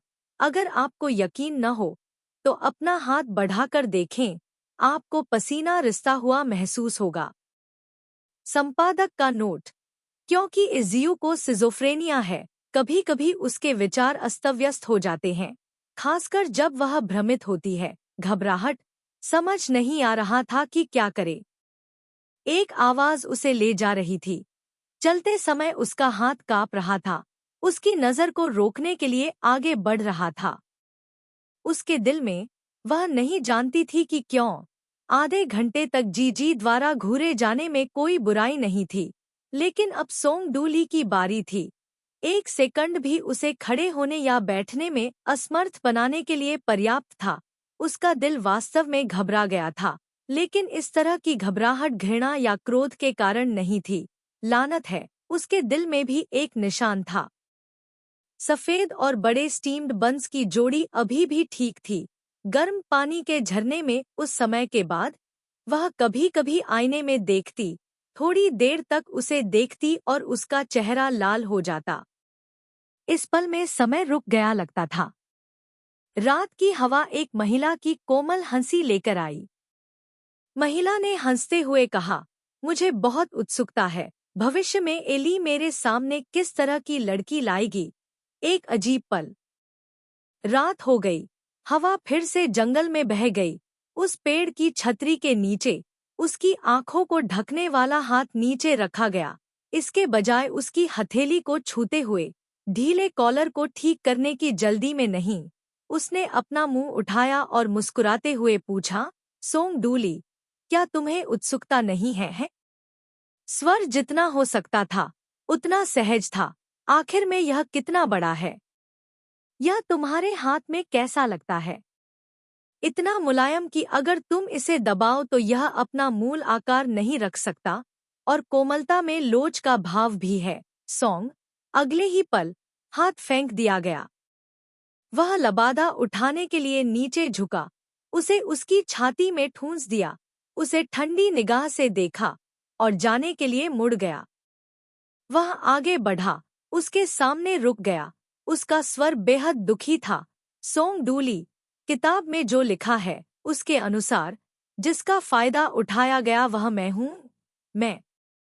चुप रहो, उसने गलत नहीं सुना। उसकी मीठी रसभरी ने उसे चुप रहने के लिए कहा। वह इतनी खुशी से हंसी, इतनी अतिशयोक्ति से हंसी कि उसके कंधे लगातार हिलने लगे। उसके कंधे हिलने से उसका पूरा शरीर हिलने लगा और उसकी कॉलर इस वजह से और चौड़ी हो गई। उसने उससे पूछा कि वह क्यों नाराज था। क्या यह छोटी चाची की वजह से था? एलिट बहुत समझदार है। एलिट ने मुझे पहले कभी चिंतित नहीं किया। ये शब्द आपको उत्तेजित करते हैं? उसकी ओर देखते हुए उसने अपनी आवाज कम की और कहा, चिंता मत करो, मैं अपनी चाची को हमारे बारे में नहीं बताऊंगी। वास्तव में, मैं गुआयुएक्सियू, मैं तुमसे बहुत तंग आ चुकी हूँ। आवाज अचानक तेज हो गई, उसके शब्दों को बीच में ही रोक दिया। उसी समय उसके शरीर को जमीन पर धकेल दिया गया। इस्तेमाल किया गया बल कल से भी ज्यादा था। उसकी रसभरी उसे नीचे धकेलने के लिए आदी थी। उन्होंने अभी अभी चुंबन किया था। उसका हाथ उसके सामने बढ़ा। सोंग डूलिट, मुझे ऊपर खींचो। जवाब में उसे जो छवि मिली वह उसकी आकृति थी जो पीछे मुड़ी नहीं थी। गुआयुएक्सियू अपने कमरे में लौट आई। उसे सोना था। सोने से पहले उसने अलार्म घड़ी सेट कर दी थी। गुआयुएक्सियू को 11:20 बजे उठना था। 11:20 अलार्म घड़ी बजी। जागने के बाद सबसे पहले खिएट खिएट को उसके कमरे में आने के लिए कहना था। उसे अच्छी तरह से तैयार किए गए दस्तावेज देना था और उसे ठीक 11:30 उन्हें लाने देना था। सोंग डू लिट के लिए। मैंने लिट के लिए एक गुप्त उपहार तैयार किया। उसने कहा कि खीत खीत के रूप में जैसे ही वह कमरे से बाहर निकलता है। क्वाविएट तू व्यस्त था। उसे यह स्वयं करें। हस्तनिर्मित सामान। इट यह सही है, आप सॉन्ग डू लिट हैं। उसने सिर हिलाया, एक गहरी सांस ली और दरवाजा खोला और अंदर चला गया। फिर से धीरे से दरवाजा बंद किया। पहले तो कदम थोड़े दुखी हुए, लेकिन नोट की सामग्री के बारे में सोचते हुए आत्मा फिर से उत्साहित हो गई।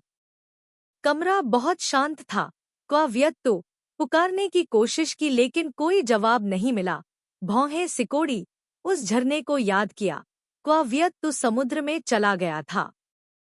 वह पागल लड़की जो कुछ भी कर सकती थी।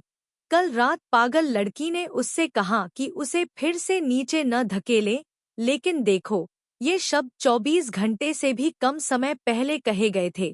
क्वावियत की मानसिक दुनिया आम लोगों से बिल्कुल अलग है। नोट पर लिखी सामग्री के साथ तालमेल बिठाते हुए कदम तेज हो गए, सीढ़ियों से ऊपर चले गए, गिरी हुई स्क्रीन से गुजरे, बहुत चमकदार चांदनी के नीचे हल्के रंग के कालीन के सामने रुके। उस पर लाल तरल वास्तव में डरावना लग रहा था। क्या हुआ? उसका दिमाग बेतरतीब ढंग से झपका। लाल तरल पदार्थ का पीछा करते हुए उसने देखा कि वह व्यक्ति अभी भी धीमी सांस ले रहा था। वह कालीन पर बैठी थी। उसका शरीर का वजन बहुत ज्यादा था, इसलिए उसका कंधा बेडसाइड टेबल पर टिका हुआ था। उसके बाएं हाथ में चाकू क्यों था? तुम्हारे हाथ खून से क्यों सने हैं? उसकी नजर खून से सने हाथ पर चली गई। उसकी छाती के सामने रुक गई। चमकीले रंग की शर्ट पर खून का लाल रंग खिलते हुए फूल की तरह दिखाई दे रहा था। गुस्सा, निराशा। यह एक पागल व्यक्ति है। एक वाक्य, क्वावियत तुम पागल हो, के कारण वह समुद्र में चला गया। और क्योंकि उसने उसे धक्का दिया, उसने एक चाकू उठाया। चाकू उठाते हुए चाकू की नोक खून से लथपथ थी। नहीं, नहीं, नहीं, यह बहुत ज्यादा है। लेकिन क्वावियत एक मानसिक रोगी है।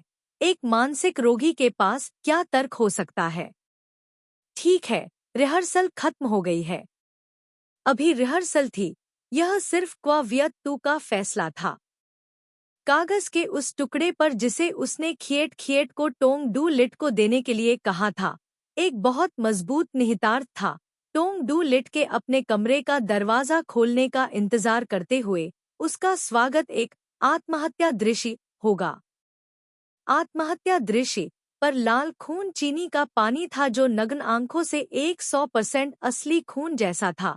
वर्तमान में क्वावियत पहने हुए थे वह व्यक्ति एक प्रसिद्ध ला DIY स्टोर के मालिक द्वारा बनाया गया खूनी पोशाक था। चाकू एक फल चाकू था जो क्वावियत को रसोई में मिला था। क्वावियत टोंग डू लिट के लिए इस स्वनिर्मित आत्महत्या दृश्य से बहुत संतुष्ट था। यह सही है, ऐसा कुछ भी नहीं है जो एक मानसिक रोगी नहीं कर सकता है। इसके अलावा पहले एक गलती हुई थी। 11:44। खूनी कपड़े पहने हुए क्वावियत मुश्किल से सांस लेते हुए बेडसाइड टेबल के खिलाफ झुक गया, प्रतीक्षा कर रहा था। अंत में दरवाजे के खुलने की आवाज सुनाई दी। उसकी भविष्यवाणी की तुलना में टोंग डू लिट 1 मिनट बाद आया, लेकिन इससे कोई फर्क नहीं पड़ा।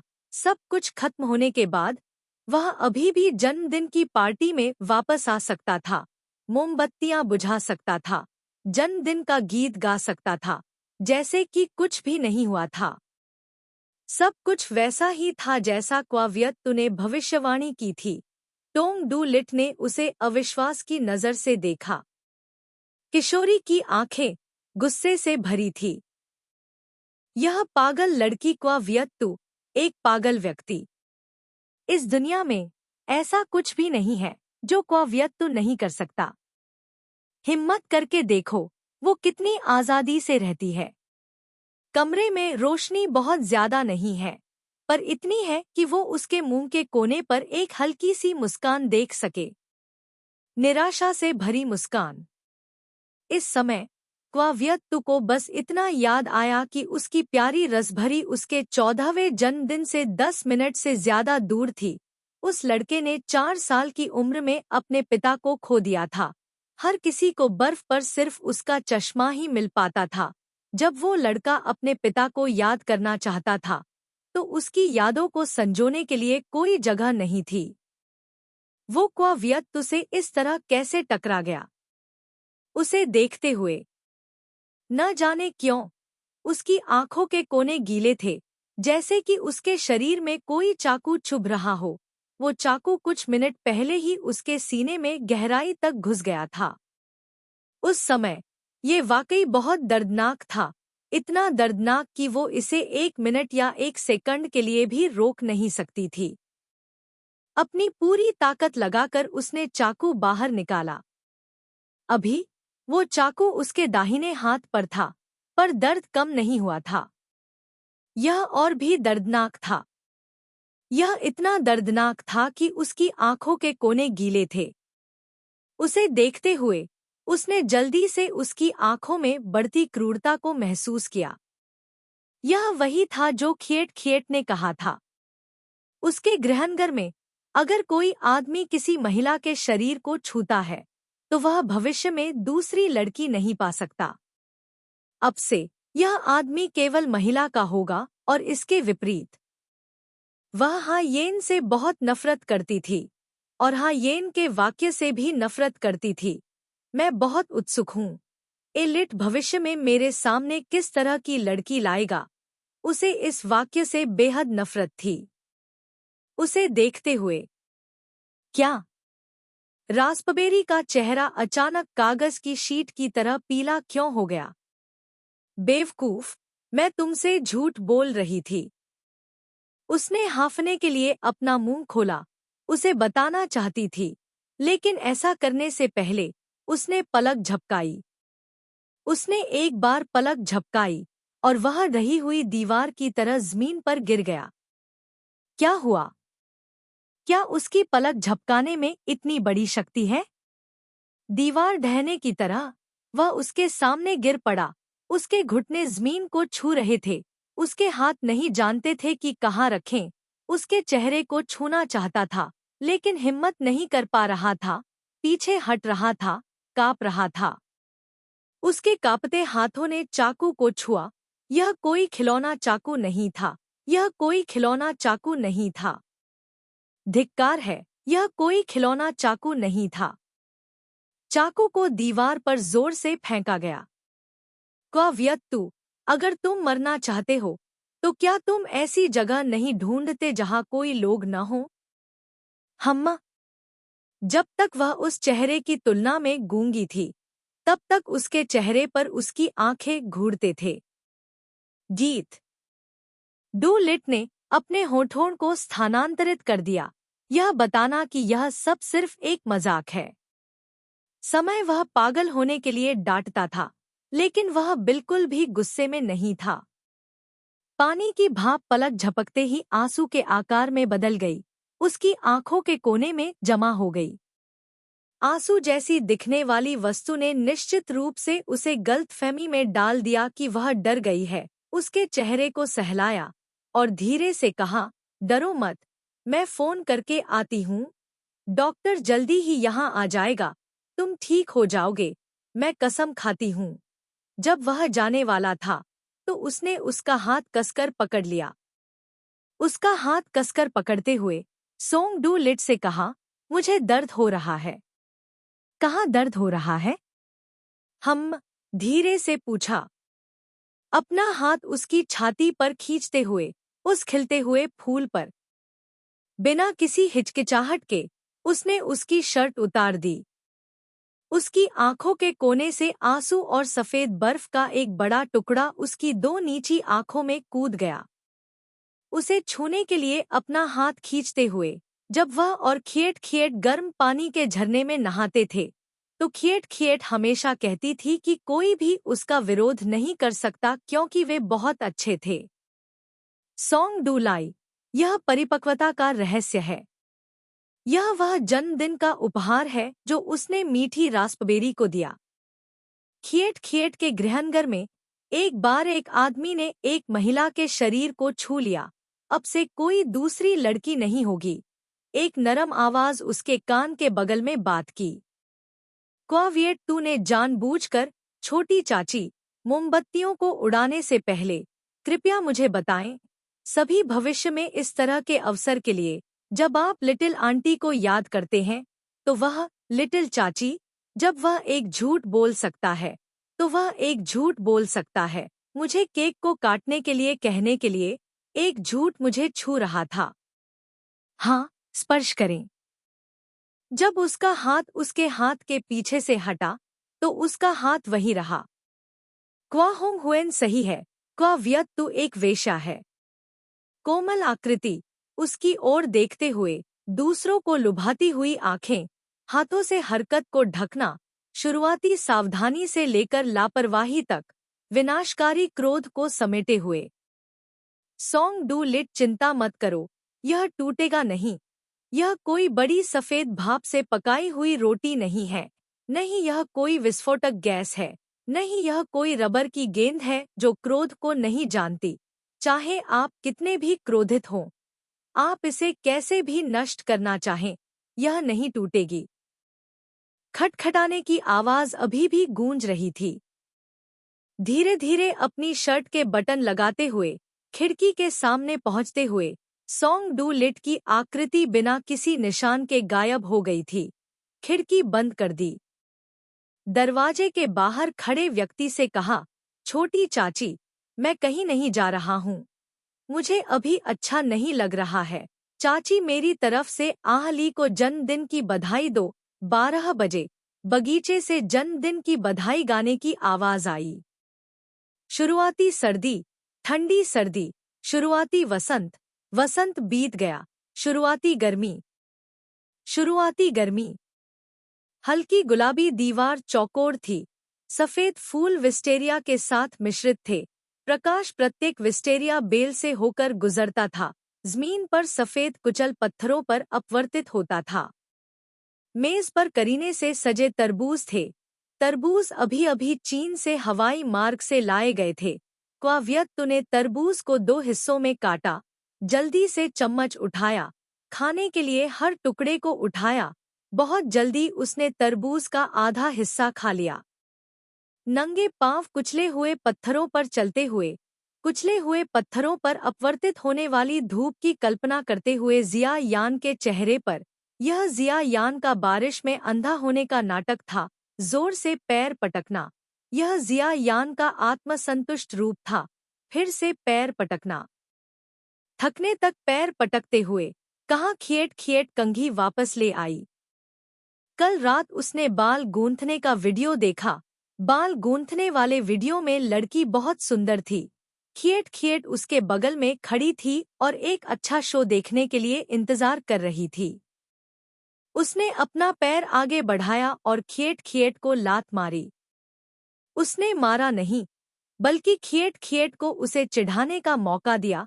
आज बैंगनी गुलाबी है। क्वावियत ने आज थर्मल पैंट पहनी हुई थी। गुलाबी टैंक टॉप सफेद थर्मल पैंट के साथ अच्छी तरह से चला गया।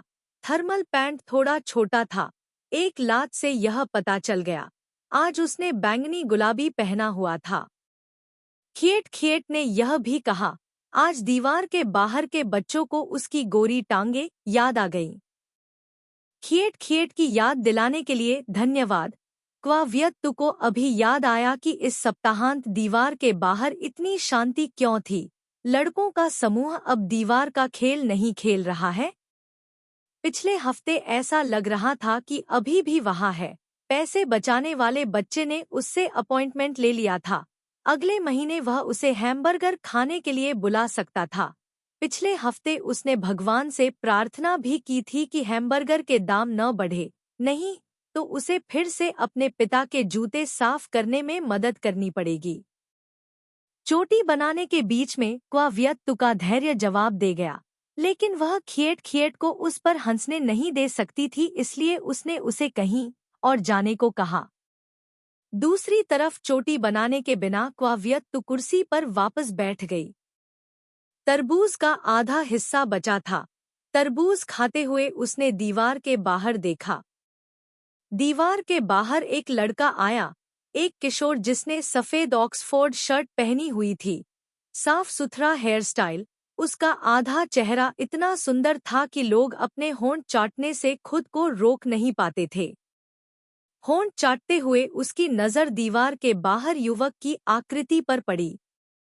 वह आकृति चौकोर दीवार के चारों ओर चक्कर लगा रही थी। टिक टिक टिक, पासवर्ड डालने की आवाज आई।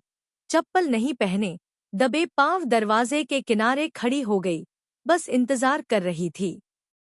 डर के मारे उसकी मीठी रसभरी उछल पड़ी। दरवाजा खुला, बाहर कूद पड़ी। अगले ही पल जमीन पर गिर पड़ी। ज्यादा सटीक होने के लिए सोंग डूली ने उसे एक तरफ कर दिया। जिस व्यक्ति ने उसे जमीन पर गिराया था, उसे उसके चेहरे पर कोई दया नहीं आई। उसके 14वें जन्मदिन के बाद सोंग डूली ने हमेशा उसके साथ ठंडा व्यवहार किया था। यू शियाओ के जरिए उसे सोंग डूली के ठंडे चेहरे से काफी परेशानी हो चुकी थी। जमीन से रेंगते हुए ऑक्टोपस जैसी मुद्रा में उसकी पीठ से चिपकते हुए वह बिल्कुल भी विनम्र नहीं था। उलझते हुए, झटका लगाते हुए, हल्के गुलाबी रंग का बैग 2 टुकड़ों में बदल गया और जमीन पर गिर गया। आज उसने ब्रा नहीं पहनी थी। अब उसका मतलब यह नहीं था। उसने कसम खाई। सूरज की रोशनी विस्टेरिया की लताओं से गुजरकर उसके शरीर पर पड़ रही थी। उसके शरीर पर रुकना सिर्फ सूरज की रोशनी नहीं थी। सोंग डूली, लौटाना, जोर से पैर पटकना, चिल्लाना। अध्याय 70, वियत्तु के माध्यम से मैं तुम पर थूकता हूँ। अतिरिक्त कहानी। हल्के गुलाबी रंग की दीवार चौकोर थी। जाली पर विस्टेरिया के सफेद फूल खिल रहे थे। हर दरार से सूरज की रोशनी चमक रही थी। उसके पैर छोटे सफेद पत्थरों पर चल रहे थे। उसके लंबे बाल 2 हिस्सों में बंटे हुए थे।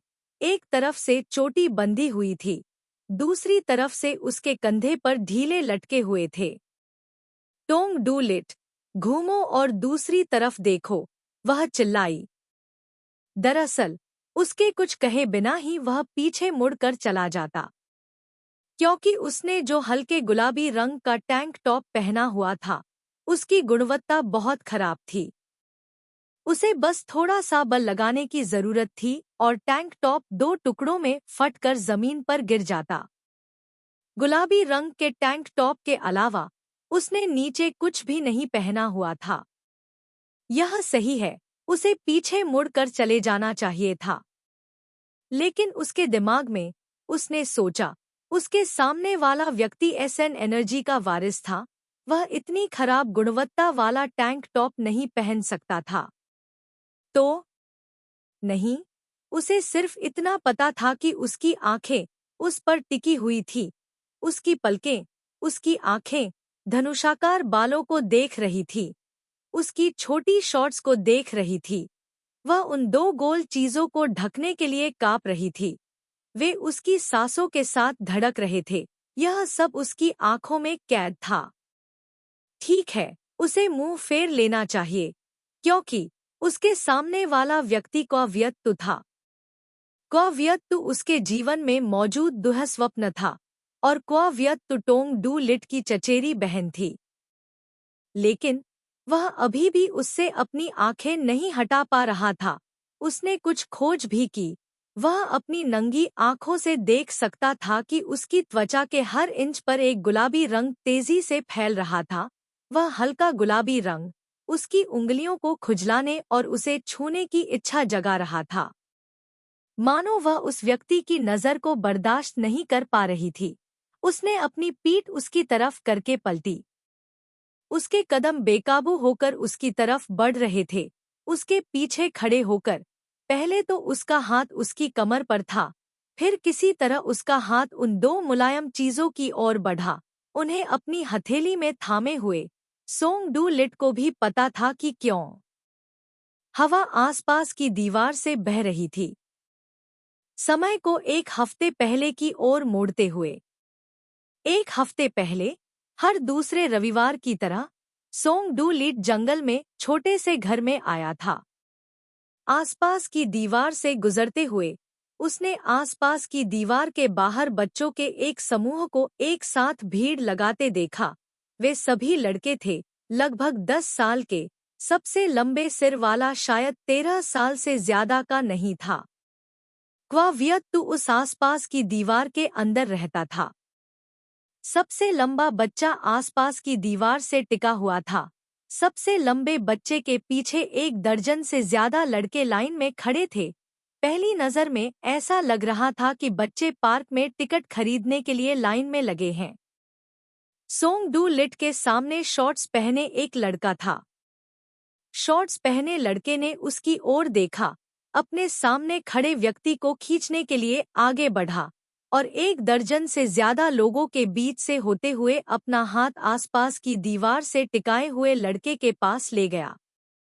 अब तुम्हारी बारी है। आप लिटिल बॉय ने अपने कॉमरेड को फिर से देखने के लिए परेशान किया और उसके बाद बवासीर के चेहरे को छोड़ दिया। सबसे कम उम्र के ब्राट ने अपने कॉमरेड से सिग्नल प्राप्त किया। वह सोंग डू लाई को उस जगह पर ले आया जहां सबसे ऊंची बव्वा दीवार के खिलाफ झुक रही थी और बव्वा भी उस पर झपकी लेती थी, यह कहते हुए कि वह इसे पसंद करती है। बैठो और दिवास्वप्न। रुको और देखो, क्या वह पागल लड़की उस दीवार में राक्षसों को पाल रही है? आंखें छेद में झांक रही थी। विस्टेरिया ट्रेलिस के नीचे फैले क्वावियत्तु को छोड़कर वहां कोई राक्षस या कुछ खास नहीं था। वह लड़की। सभी बच्चों ने एक स्वर में कहा, लड़की। दरअसल इस घर में सुरक्षा गार्ड को छोड़कर बाकी सभी महिलाएं थीं। बस सोंग डूली को ऐसी कोई उपयुक्त महिला छवि नहीं सूझी जिसे देखकर बच्चे लाइन में लग जाए। घर की रखवाली करने वाली एक बूढ़ी महिला थी।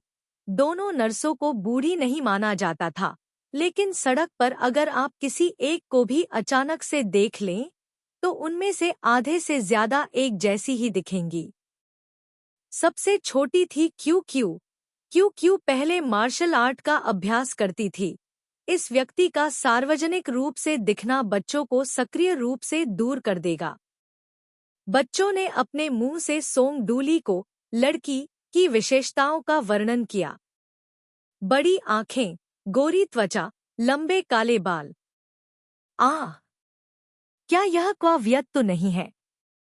सोंग डूली ने अपना माथा रगड़ा, यह जानते हुए कि ये बच्चे दीवार पर खड़ी बड़ी बड़ी आंखों वाली लड़की को देखने के लिए हर सप्ताहांत 1 घंटे से ज्यादा समय तक अपनी साइकिल चलाते हैं। सोंग डूली को ऐसा महसूस हुआ कि वह फटने वाला है। क्वावियत्तु बस एक पागल लड़की थी। वह पागल लड़की कब लड़की बन गई? अभी भी एक सुंदर प्यारी लड़की। बच्चों को झील के किनारे ले जाओ, उन्हें बड़े से छोटे की ओर लाइन में खड़ा होने दो। सबसे पहले सबसे लंबे बच्चे से पूछो, मुझे बताओ उसमें क्या सुंदर है, पूछा। वह सोंग डू लिट के मुंह से निश्चित रूप से क्वावियत्तु था। वह हर तरह से सुंदर है, इस बच्चे ने बहुत जल्दी जवाब दिया। यह अधिकांश लोगों का मानक प्रेमी उत्तर है। यह उत्तर अस्वीकार्य है। उसके द्वारा पूछे जाने वाले प्रश्न का इंतजार किए बिना तरबूज खाते हुए उसका रूप अत्यंत मनमोहक है। जब दूसरे बच्चे ने यह कहा तो उसकी आंखें चांद की तरह मुस्कुरा उठीं। तीसरा बच्चा, मुझे उसका नंगे पांव दिखना सबसे ज्यादा पसंद है। चौथा बच्चा, मुझे उसका हल्का गुलाबी रंग का टैंक टॉप पहनना पसंद है। अब 5वें बच्चे की बारी थी। 5वां बच्चा, मुझे नहीं लगता कि वह बिल्कुल भी सुंदर है, लेकिन मुझे डर है कि वे मुझे उनके साथ खेलने नहीं देंगे, इसलिए मुझे उनके साथ जाकर देखना होगा। मुझे यह इस तरह कहना होगा। सामने बैठे 4 बच्चे शायद महिलाओं को बहुत कम देखते हैं, लेकिन कुछ समय बाद मुझे लगा कि वे सही थे। वह सुंदर और प्यारी दोनों थी। मुझे उसके गुलाबी पैर की उंगलियां सबसे ज्यादा पसंद थी। पांचवें बच्चे ने भी अपने विचार व्यक्त किए। गुलाबी पैर की उंगलियां। सोंग डू लिट ने खुद को अश्लील शब्द कहने से रोका। छठे बच्चे ने कहा, पहली नजर में मुझे लगा कि वह बहुत क्रूर है, खासकर जब उसने हाई प्रेशर वाटर गन पकड़ी और मुझ पर पानी छिड़का। यह क्रूर और कूल दोनों था। रूबी, मैंने तुम्हें 100 बार कहा है, वह हाई प्रेशर वाटर गन पकड़ी हुई थी और हम पर पानी छिड़क रही थी, सिर्फ तुम पर नहीं। सबसे बड़े बच्चे ने ऊंची आवाज में अपने दोस्त की बात काट दी। भाड़ में जाओ, अभी भी 5 बचे हैं। सोंग डू ली की नजर सातवें बच्चे पर गई। इस बच्चे के हाव भाव बहुत उत्साहित थे, मानो वह अपनी बारी का इंतजार नहीं कर सकता था। शायद अपने दिल में उसने पहले से ही आसपास की दीवार में लड़की की खूबियों को चुपके से सूचीबद्ध कर लिया था। सवाल के बाहर आने का इंतजार कर रहा था ताकि उसका दिमाग बह जाए। आठवां बच्चा भी वैसा ही था। वे एक एक करके आगे निकल गए। अंत में सोंग डू ली सबसे छोटे बच्चे के सामने खड़ा हुआ। अब जवाब देने की तुम्हारी बारी है। उसके सामने यह बच्चा निश्चित रूप से 8 साल से बड़ा नहीं था। क्वावियत तो किसी भी तरह से 8 साल के बच्चे को आकर्षित नहीं कर सकता था। छोटे लड़के ने एक पल के लिए उसे देखा। उसने धीमी आवाज में कहा, उसके स्तन बहुत बड़े हैं, मुझे लगता है उन्हें छूने से निश्चित रूप से मेरे सपनों की तरह नरम हो जाएंगे। सोंग डू ली के मुंह से बकवास शब्दों की एक श्रृंखला निकली। सोंग डू ली को यह कल्पना करना मुश्किल हो गया कि उसकी माँ उसके गुस्से और गाली-गलौज वाले रूप को देखेगी। यह सब इन कमबख्त बच्चों की वजह से था। जाहिर है, ये छोटे शैतान पागल लड़की पर नजर रखते रहेंगे। आप अच्छी तरह से जानते हैं, पागल लड़की आमतौर पर घर पर ब्रा नहीं पहनती है। वह जानता था कि गर्मियों में पागल लड़की टैंक टॉप और छोटे शॉर्ट्स पहनना पसंद करती है। यह बहुत अच्छा है। वह स्पष्ट रूप से जानता था, पागल लड़की नंगे पैर घूमना पसंद करती थी। वह स्पष्ट रूप से जानता था, पागल लड़की के स्तन बहुत बड़े थे, इतने बड़े कि एक हाथ भी उन्हें पकड़ नहीं सकता था। धिक्कार है, वह पागल लड़की के बारे में बहुत सी बातें पहले ही जान चुका था, बिना यह जाने कि वह पागल लड़की है। तुम लोग, बच्चों की ओर इशारा करते हुए, यहाँ फिर से मत आना। बच्चों को अपनी बात का गहरा प्रभाव देने के लिए सोंग डू ली ने सबसे बड़े बच्चे को यह चखाया कि हाथ उखड़ जाने पर कैसा लगता है। उखड़ी हुई बाह वाले इस बच्चे ने पहले शेखी बघारी थी कि उसकी डेट है। हाँ, आसपास की दीवार में खड़ी उस खूबसूरत लड़की के साथ डेट है। पागल लड़की कब से औरत बन गई? झील से बाहर निकलते समय सोंग डू ली लगातार हंस रहा था। उसे नहीं पता था कि क्यों, लेकिन उसके कदम दीवार के बाहर रुक गए। वह सिक्के के आकार के छेद को 3 सेकंड से ज्यादा नहीं देखता था और उसे नहीं पता था कि वह किस मूड में था, लेकिन उसने छेद में झांका। वह उन बच्चों की शैतानी बातों पर यकीन नहीं करता था। सिर्फ उनके रूपरंग को देखकर ही वह समझ गया था कि वे लैटिन अमेरिकी क्षेत्र से आए हैं, जो बहुत दूर नहीं है। वह शहर से बहुत दूर का इलाका था और महिलाओं को देखना बहुत मुश्किल था, इसलिए एक ऐसी लड़की को देख पाना जो सभ्य मानी जाती थी, स्वर्ग और पृथ्वी की बात थी। उदाहरण के लिए, क्वावियत्तु, जिसका अर्थ है बहुत हैरान, यह सोचकर कि केवल देवता ही उस व्यक्ति की तुलना कर सकते हैं। बाइडू के अनुसार, वह उन बच्चों की बकवास पर बिल्कुल भी यकीन नहीं करता था। क्वावियत्तु कोई प्यारी लड़की नहीं थी। उसे 100 बार या 10,000 बार देखने से बात नहीं बनेगी। वह तुरंत यह साबित कर सकता था। उसने छेद में झांका। छेद से झांकते हुए क्वावियत्तु अभी भी उस कुर्सी पर बैठी थी। गर्मियों की शुरुआत में विस्टेरिया के फूल पूरी तरह खिले हुए थे। हर पत्ती अपना ताज़ा हरा रंग दिखा रही थी। सूरज के अपवर्तन के माध्यम से ताज़ा हरे प्रकाश की किरणें उस पर चमक रही थीं। एक सपने की तरह। एक जादुई जगह की तरह। क्वाव्यक्तु, पागल लड़की। आज पागल लड़की ने गुलाबी रंग की टैंक टॉप पहनी थी। मुझे उसका गुलाबी रंग का टैंक टॉप पहनना पसंद है। सोंग डू लिट को चौथे लड़के के शब्द याद आ गए। हल्के गुलाबी रंग के टैंक टॉप की छाती बहुत नीचे कटी हुई थी। अगर उसे टैंक टॉप से ढका न जाता तो ऐसा लगता था कि चिकनी सफेद त्वचा चमक उठेगी। उसके स्तन बहुत बड़े हैं। मुझे लगता है जब मैं उन्हें छूऊंगा तो वे निश्चित रूप से मेरे सपने की तरह नरम होंगे। सबसे छोटे बच्चे ने यही कहा। अपनी आंखें बंद कर लो, अब वहां देखने की हिम्मत मत करो। लेकिन क्या सिर्फ न देखना ही काफी है?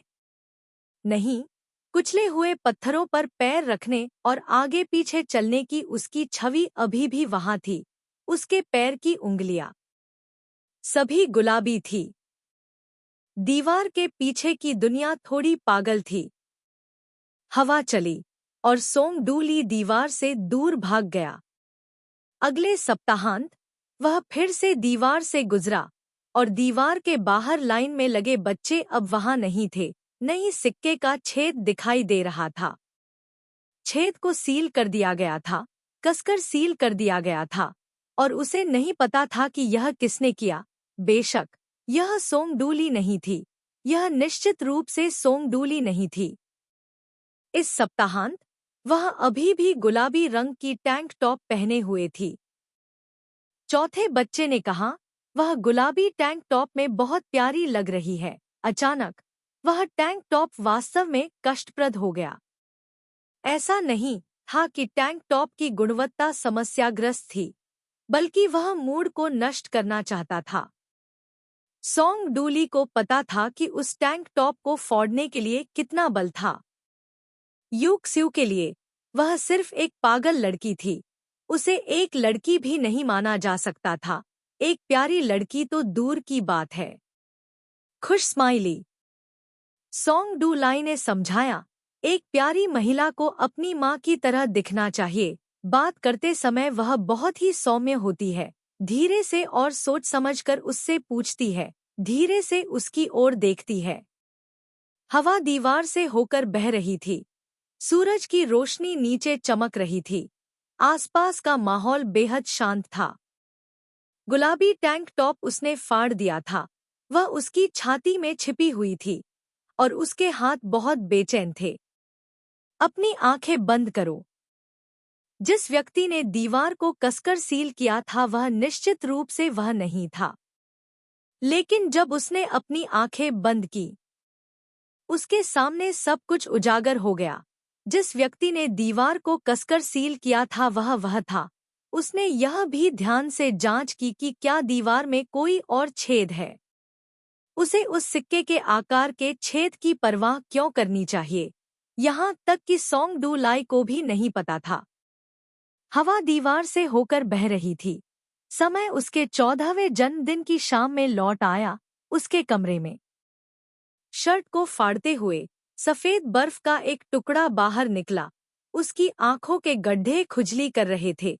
यह पहली बार था जब वह किसी महिला की छाती को छूने जैसा अनुभव उसे उसके चचेरे भाई क्वाव्यक्तु से मिला था। पागल, और भी ज्यादा पागल, उसका हाथ नहीं छूटा, मानो अटक गया हो। उस मुलायम सफेद एहसास ने उसकी हथेली को कस कर चूसा, उसकी हथेली की हर रेखा को भर दिया। इससे भी ज्यादा भयानक बात यह थी कि अगर उसका हाथ छूट भी गया तो भी यह एहसास उसकी हथेली में अभी भी अंकित था। कभी रगड़ती, कभी अंदर डालती, कभी सहलाती, कभी छूती, हर बार बहुत साफ था। पागल। चाहे वह कुछ भी करे, वह उस एहसास से बच नहीं सकता था। अपनी हथेली को जोर से रगड़ने के लिए बाथरूम की ओर भागता, बर्फ के पानी के बेसिन में हाथ डालता, अपनी मुट्ठियां भींचता और सड़क पर हवा की तरह दौड़ता, तीर फेंकता, लगातार रस्सी कूदता जब तक कि वह थक न जाए। लेकिन वह उस एहसास से बच नहीं सकता था। अपनी हथेली को मोड़ना किसी असली चीज को पकड़ने जैसा था। उस रात सोंग डूली ने एक अजीब सपना देखा। सपने में एक महिला थी। उस महिला ने उसे पुरुषों और महिलाओं के बीच का रहस्य बताया। हालांकि वह पहले से ही पाठ्य पुस्तकों में पुरुषों और महिलाओं के बारे में कुछ ज्ञान जानता था, लेकिन उस दिन उसके बाद मैंने चादर को अपने स्कूल बैग में ठूंस लिया, जैसे दीवारों से घिरी उस जगह से भाग रहा हूं। वियत्तू के जरिए मैंने उस पर थूका। समय जंगल में लौट आया। लड़की और लड़के को जंगल में घूमते हुए देखने वाले किसी भी व्यक्ति की नज़र में यह अपने माता पिता से चोरी करके प्रेम का खेल खेलने जैसा था, लेकिन उसके दिल में वह जानता था कि ऐसा नहीं है। इसलिए उसने अभी भी लड़की से दूरी बनाए रखने की पूरी कोशिश की। लड़की चाहती थी कि लड़का उसके लिए फूल तोड़ कर लाए। लड़का लड़की के सामने फूल लेकर आया। उसकी नज़र गलती से लड़की के होठों पर पड़ी। उसे याद आया जब उसने फूल तोड़े थे, स्पर्श पंखुड़ियों की तरह कोमल था। लड़का और लड़की पेड़ के नीचे चूमते हैं। यह दृश्य, अगर यह प्रेमी युगल नहीं था तो क्या था? लेकिन लड़का अपने दिल में जानता था कि ऐसा नहीं था, यह वास्तव में नहीं था। जिस व्यक्ति ने उसे फूल चुनने के लिए कहा था वह उसका चचेरा भाई था, और जिस व्यक्ति को उसने चूमा वह भी उसका चचेरा भाई था। सुनने में तो पागलपन लग रहा है ना? वियत्तू के जरिए मैं तुम पर थूकता हूँ, मैं तुम पर थूकता हूँ। और उसी समय टोंग डू लिट ने भी अपने ऊपर थूका। वियत्तू के जरिए मैं तुम पर थूकता हूँ। स्रोत उस तूफानी रात से था। वियत्तू ने अपने कमरे का दरवाजा खोला। वह खिड़की पर बैठी थी।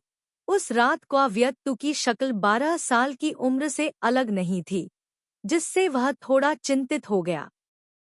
वह खिड़की पर बैठी, भीगी हुई, आंसू बहाती हुई, उससे कह रही थी, टोंग डू लिट, मैं मरना चाहती हूँ। सोंग डू लिट ने स्वीकार किया कि एक पल में उसे लगा कि यह अच्छा है।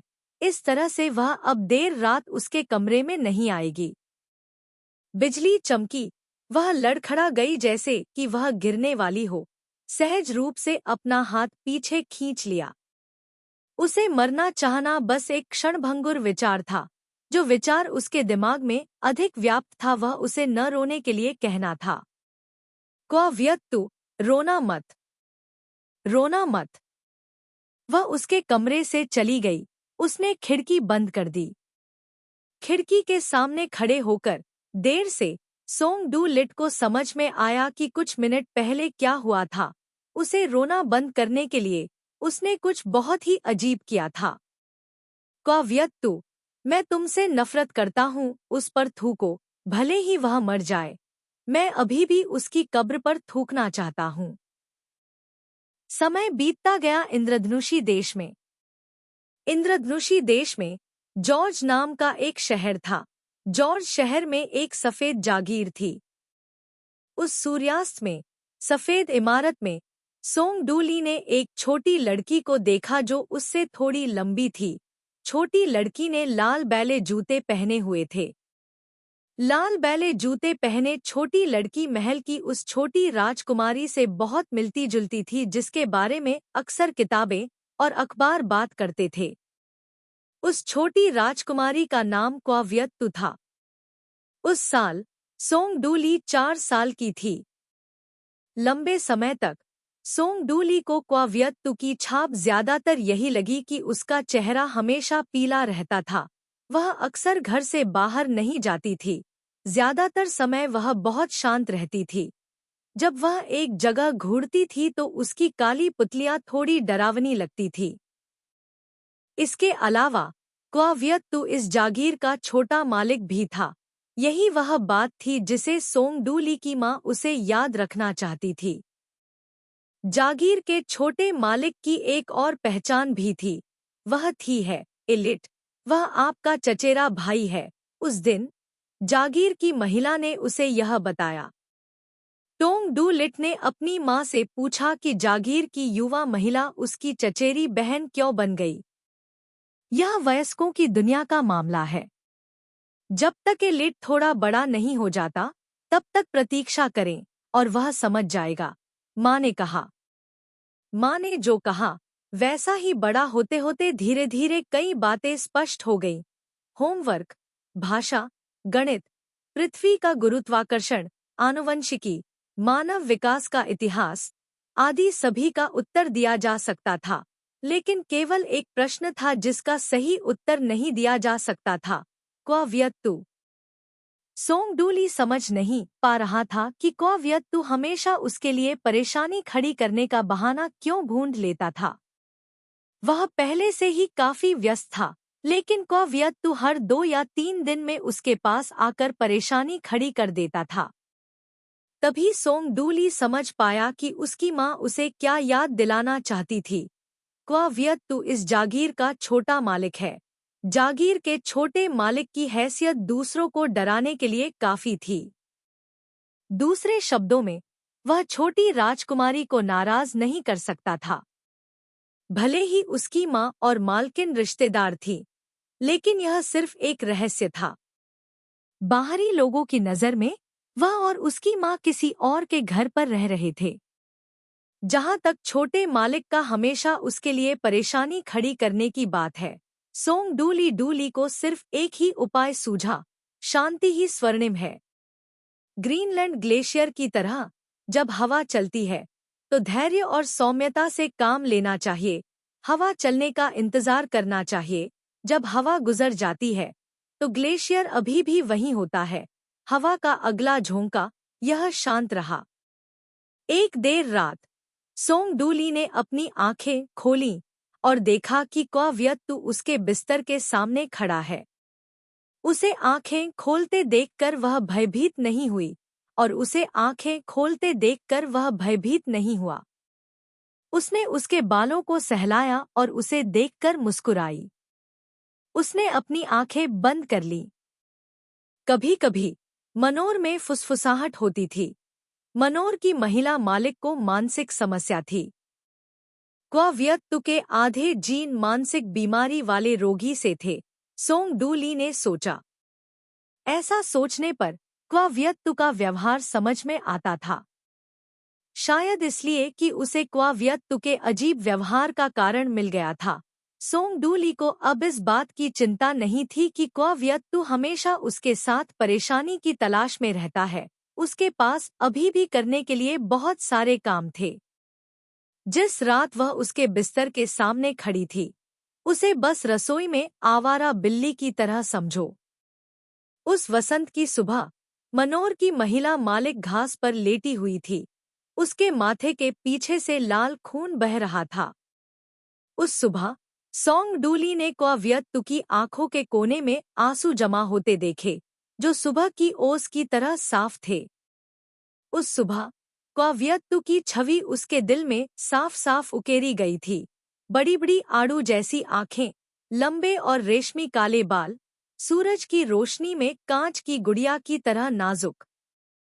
इस कांच की गुड़िया ने अचानक उसे एक ऐसा व्यक्ति जो दूसरों की परवाह करने का शौकीन नहीं था, थोड़ा चिंतित बना दिया। अगर कोई गलती से कांच की गुड़िया को छू लेता तो वह तुरंत टूट जाती। गर्मियों में बहुत धूप होती है। अगर आप सावधान नहीं हैं तो क्रिस्टल गुड़िया सूरज की रोशनी से वाष्पित हो जाएगी। बारिश हो रही है। छज्जे के नीचे खड़े होकर कौन जानता है कि कांच की गुड़िया पानी में बह जाएगी या नहीं। उस कांच की गुड़िया को बचाने के लिए एक हाथ की जरूरत है। अब कांच की गुड़िया की आंखों के कोने आंसुओं से भर गए हैं। देखो कितना दुखद है। उसने संगीत बॉक्स खोला।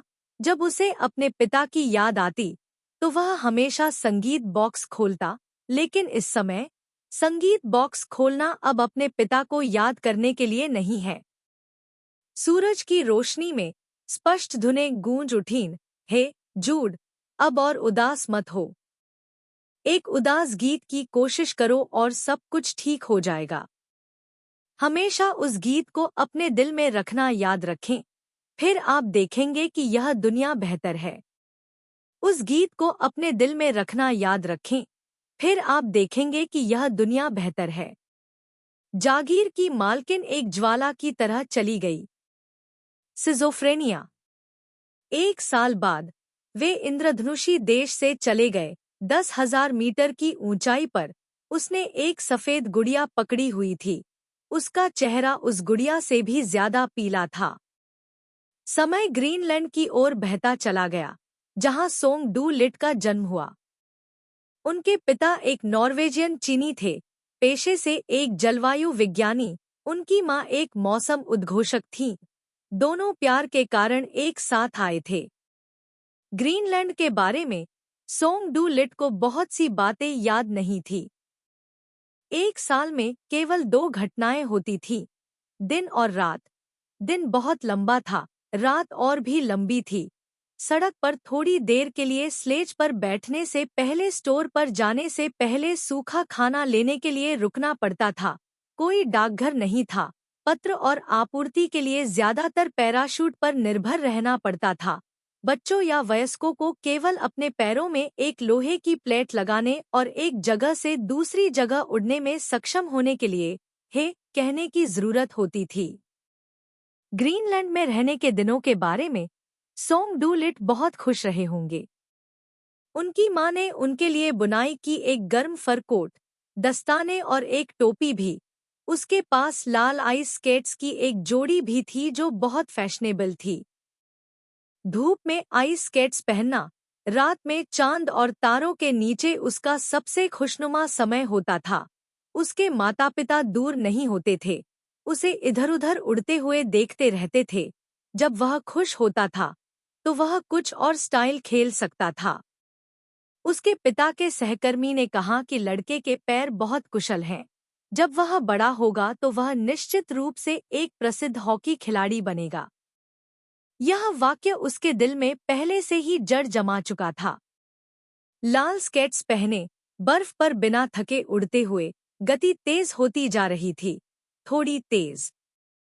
शायद उस पल के बाद वह दुनिया के अंत तक पहुंच जाएगा।